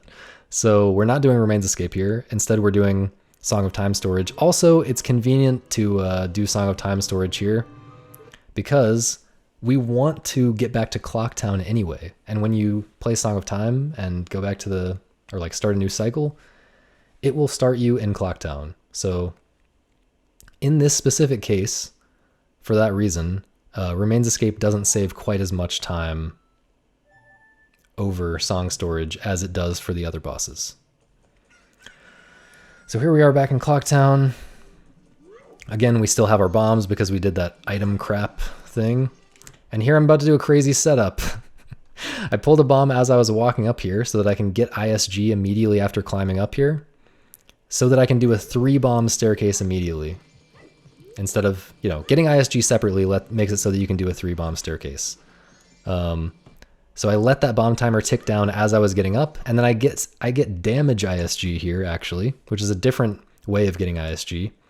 It actually instead of interrupting a crouch stab by picking up the bomb or by reading a sign or something, you interrupt the crouch stab by shielding damage. So in this case, the bomb damage is actually the bomb damage is hitting our shield and interrupting our crouch stab. And it's actually much more lenient to do it that way, but it's not useful anywhere else in the run because, well, except as a backup. But as like a main strat, it's not useful elsewhere in the run because we want to get multiple uses out of every bomb. We don't want to just use one bomb to get just ISG and then use another bomb to hover. We want to use every bomb for as many different things as possible because we're so tight on bombs for the whole run. So this is the only case where it's really useful as a main strat to get damage ISG here or in the run. And then the way that we do this 3-bomb staircase is very cool. We drop 1 bomb immediately, and then we throw another bomb upright. Here I'm about to throw a bomb, and it's going to land like up here. Like in the clock, there's like some land up here. There's like a ledge up here above this thing that's blocking us from getting into the clock tower the normal way. Okay, so the second bomb is going to land up there inside the clock because the clock kind of there's not actually geometry up there. It's just a texture. And then we pull another bomb and drop it over here. So that's just out of range of this bomb from the first bomb we dropped and just out of range of this bomb up here. But we then side hop into place to stand in a spot where we can get hit just barely. We're just barely in reach of this bomb. And then we're going to be in reach of this bomb when it explodes up here. And then we'll still just barely be in reach of this bomb. It's very precise where all of these bombs end up to make this work. This is a very, very hard setup. And on top of all of that, I make it harder by doing inverted cam. So I just turn the camera around so that Link is looking at the camera. This is a double frame perfect trick And I do it to save 1 second here. I think it's a little over a second actually. But basically, when I target this, you know, right before I started this hover, I side hopped into place, and I targeted this this wall, and then 1 frame before the targeting animation, like the camera moving, 1 frame before that ends, I tap down, or I start holding down. No, I tap down. I don't even know what I do. I tap down, and then 1 frame after that, I also, that's frame perfect, and then frame perfectly, I also press target 1 frame after that. And that inverts the camera, which reduces lag in this area. If you do the hovers the normal way, facing the opposite direction, you'll have a bunch of dudes walking around on the screen, you know, the carpenters or whatever. And that will lag the game quite a bit. You're like looking out at South Clocktown. So it reduces lag by quite a bit by doing this, but you also have to basically do this hover blind. If you get really good height on these first 3 hovers, you can kind of see the bomb. Like in this case, I got really good height. I can kind of see the bomb right here a little bit, but I'm not really even paying attention to that as a visual cue. I'm just using an audio cue in the music to know when to do that blind hover. And then I can get into the clock tower without waiting for midnight on the 3rd day. So that's that. Now we're going to play the Oath to Order and watch a super long cutscene. Backing up. Okay. And eventually we end up on the moon. And we have enough bombs to do a super slide here, which is going to get us to the kid quickly. I also do this thing where I like hold left out of that super slide, or I hold up left. I don't know how other people do this, but I hold up left so that it kind of, as my speed is going away, he's also kind of moving to the right. I don't really need to explain that. But that just puts me in a good spot to talk to this kid immediately. And I get these supplies, magic and arrows, and I start the Majora fight, which is very serious. This is one thing that's very good about this run, in my opinion. There's 2 really hard, really high skill cap bosses right at the end. Like, in a lot of speed games, the boss fights are kind of like the other boss fights in this game, where like it doesn't really feel like a boss fight like you would traditionally think of a boss fight. It feels more like you're just doing another trick. You're doing a setup and you're doing it in a particular way. You just have to execute the inputs. But like Twinmold and Majora are very complicated, very... there's a lot of randomness, and you have to be able to adapt to all the different scenarios that can happen. You have to use your brain. It really feels like you're fighting something, you know? And so having both of those right at the end of the run is awesome, in my opinion. Some people hate it. Okay, so this is a relatively new strat that I guess no one else is doing the hardest version of it, as far as I'm aware. Maybe Boo was doing it a little bit in Glitchless. Anyway, I do a frame perfect light arrow shot right at the beginning of the fight to stun him.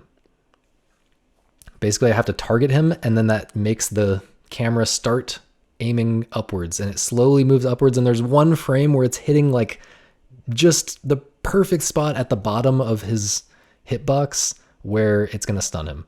If you hit the front of Majora's Mask with a light arrow, it does not stun it. You need to use like a bomb to stun it, or you need to use Zora fins or something. But Majora's Mask has 2 hitboxes. There's the front hitbox, which is like a shield, unless you hit it with certain types of things. Or maybe it is just like a shield. I don't know exactly how it works. But there's like 2 hitboxes, and the light arrow can only hit the back one. But if you hit that back one, which we very precisely do there with a frame perfect shot, then it stuns him. But now, because of the way that stuns him, I'm not exactly sure why it works this way either, but we can't just shoot another light arrow at him to stun him here. I think if we tried to shoot another light arrow right here, it wouldn't work for some reason. Something about those hitboxes is weird, man. I don't know. So what we have to do instead is we have to roll up here and jump slash him. However, to do this fight as fast as possible, I want to pull a bomb here so that I can immediately stun him as soon as he becomes, as soon as he gets out of that first hit of damage. So like, Same with Gyorg. This is similar to Gyorg in that you have to stun him and then damage him separately. So we just stunned him with that light arrow shot, and I'm damaging him with a jump slash.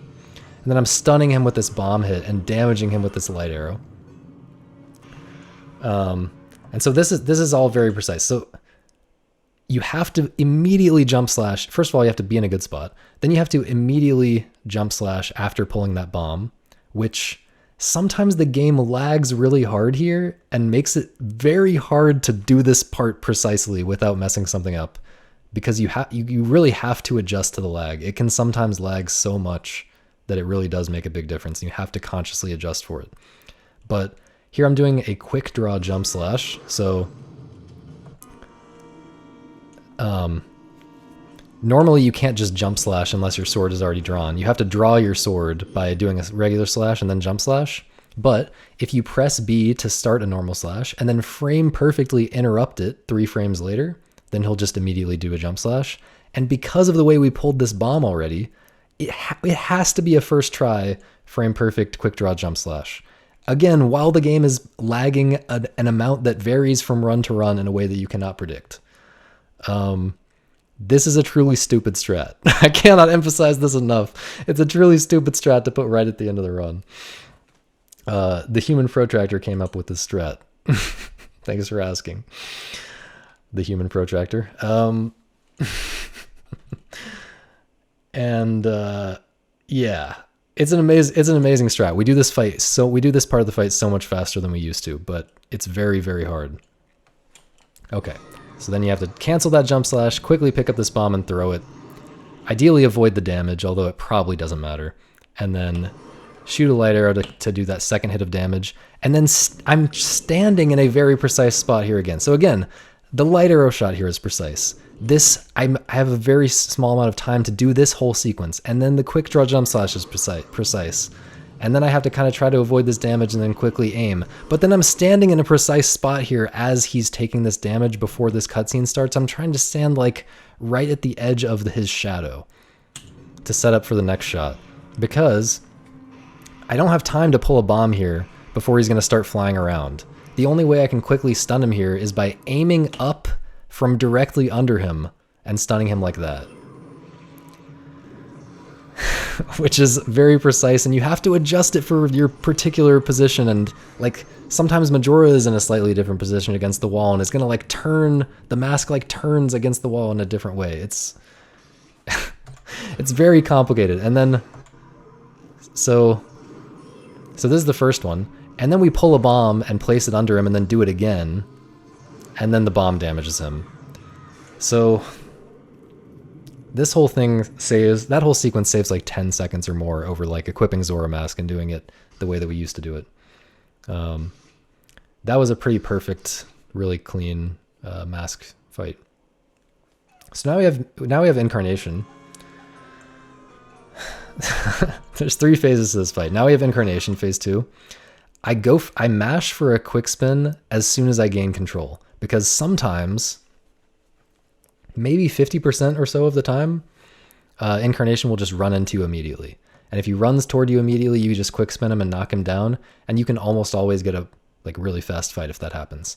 In this case, I got unlucky. He ran away. He ran a different direction. So the backup in this case is I pull a bomb and throw it at this flower thing in the center of the room, and I shoot it as quickly as possible to make it blow up faster. You can actually detonate bombs early by shooting them. And in this case, it's especially good that I do, it's especially good in this case to do that because it also gets rid of my magic. You'll notice I have 1 charge of magic left just because of the way that we do the first phase. Now I'm empty because I shot that light arrow at that bomb, which we actually want to be empty here because light arrows, again, have like a cooldown, which regular arrows do not have. So it's actually good to be empty on magic in case I have to shoot multiple arrows later on. Here, again, this is kind of unlucky that he stopped here. It's not the worst ever, but like, yeah, so it's a little bit unlucky that he runs away here. I have to use this bomb. I am lucky that I didn't get shot by one of the remains while I was shooting that bomb. Sometimes that'll happen, and you have to just wait for the bomb to explode naturally. But then, the place where he's standing when this bomb blows up and stuns him is kind of unlucky because you want him to be facing the edge of the arena. You basically want to be able to stand behind him, facing him, in a spot where you're facing the edge of the arena, because there's 4 boss remains flying around. There's 4 boss remains flying around the room, and if you are facing them, they can shoot at you. Basically, if they're anywhere in like a 180 degree, I think, arc, and like whatever you call it, in front of you, they can shoot these bullet beam things at you and ruin your day. So you want to be facing to the edge of the arena while you're fighting Incarnation if possible. And yeah, so you can't really do this here with this spot. So what I do instead, I don't want to risk fighting him from this spot, no matter how I could set it up. So I instead kind of like move around while I'm letting him dance. I slash him to make him start dancing, and then I'm kind of moving around in such a way that if any of the remains shoot me while I'm facing this direction, because I know there's remains up here off screen, because there was only 1 remain here, so there's 3 other remains somewhere. They must be up behind me somewhere. So that means when I'm over here, I'm thinking about the fact that the remains must be around here somewhere. So I'm constantly moving. I'm not just like starting my quick spins immediately, because that would require me to be stationary. I'm kind of moving around in case one of them shoots at me as soon as I turn around and face them. And then I do a quick spin right as he finishes his little dance animation, so that he will get stunned right after he starts running and hopefully end up around the edge of the room, which he did. And now I can do the normal strat, which in an ideal world, I would have been able to do this immediately after that very first quick spin. But I got unlucky, but I backed it up really well in this case. I don't really think I could have done this any better. And now I just do this repetitive strat where I keep him stun locked by doing a jump slash and then a quick spin repeatedly. I didn't really ever point out that quick spins are kind of hard in this game. Quick spins are not easy. Like, it's an intended technique, but it's very hard to be 100% consistent at them, just because of the way the game pulls the inputs. Like, yeah, I won't go too much into that, but trust me that it is not easy. It takes a lot of practice to get consistent at them. But and so yeah, they're especially hard when you're nervous, like I am obviously right now fighting this boss. Okay, but then we have Wrath. Once again, I get unlucky here. We have this very last bomb in this case. Ideally, I wouldn't have wasted bombs earlier, and I would have like extras.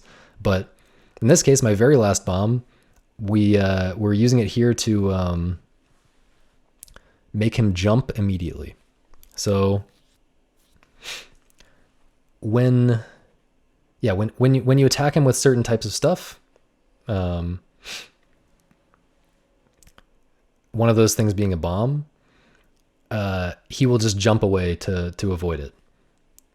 Light arrows will stun him immediately. So if we wanted to just stun him immediately at the beginning of this fight right here, we could do that with the light arrows. Even though we don't have magic, just because we have light arrows equipped, we could stun him here. But again, the remains would probably own us because of where the remains are and because of where we would have to stand to fight him, like right here in the middle of the room. Chances are very low that we could finish the entire fight without getting owned by the remains. So we throw a bomb to get him to jump to a different spot. Ideally, he jumps like straight to the edge of the room in a spot where we're like never going to get hit by the remains. In this case, kind of unlucky. He doesn't go to like the perfect spot. And also kind of unlucky that the remains are blocking me from actually targeting him. I want to target him so that the camera just naturally tracks him to wherever he's going to jump.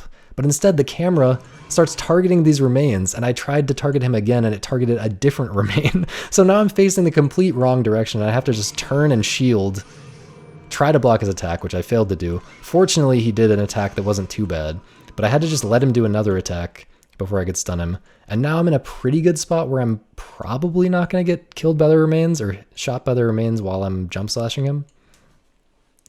So now I'm setting up an angle where I'm kind of facing him and I'm going to get, it's like an angle where I'm going to get stuck in his crotch while I can jump slash him repeatedly like this.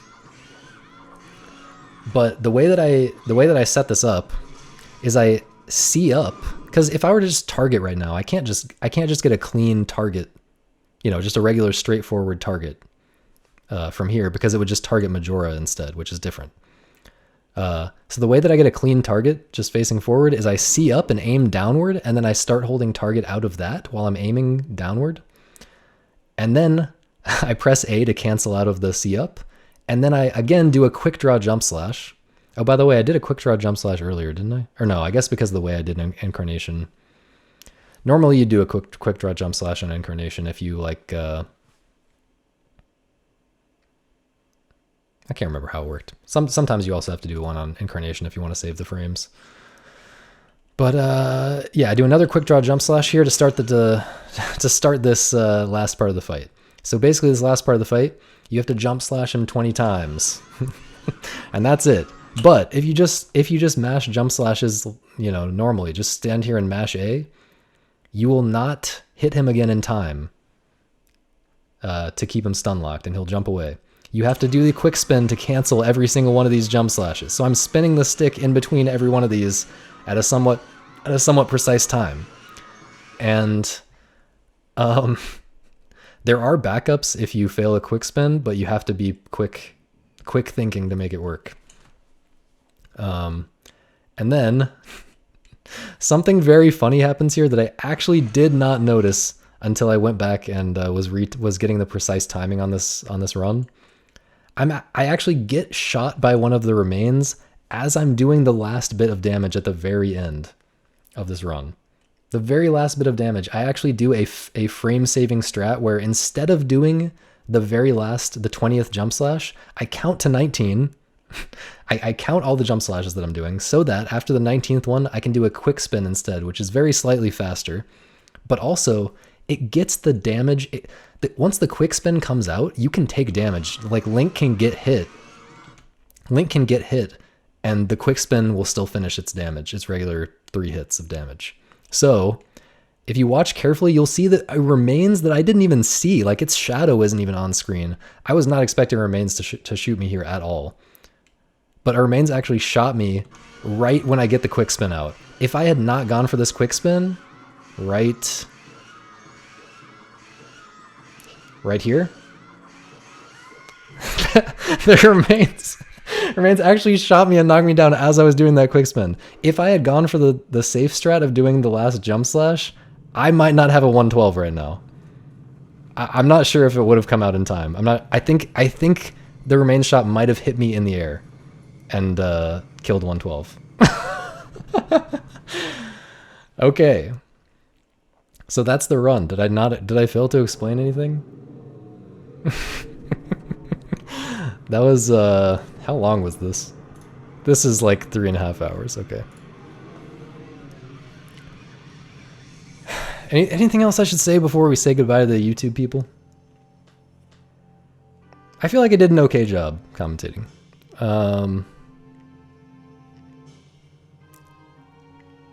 Yeah, it's a really solid run. Like, I would say the early game is pretty bad, but the late game is really pretty good. Except for the inner twinmold split and like some RNG stuff. But yeah, we're going for 111, and hopefully I'll do a better commentary for the 111 eventually. This is just the warm up commentary. Okay. Goodbye, YouTube people.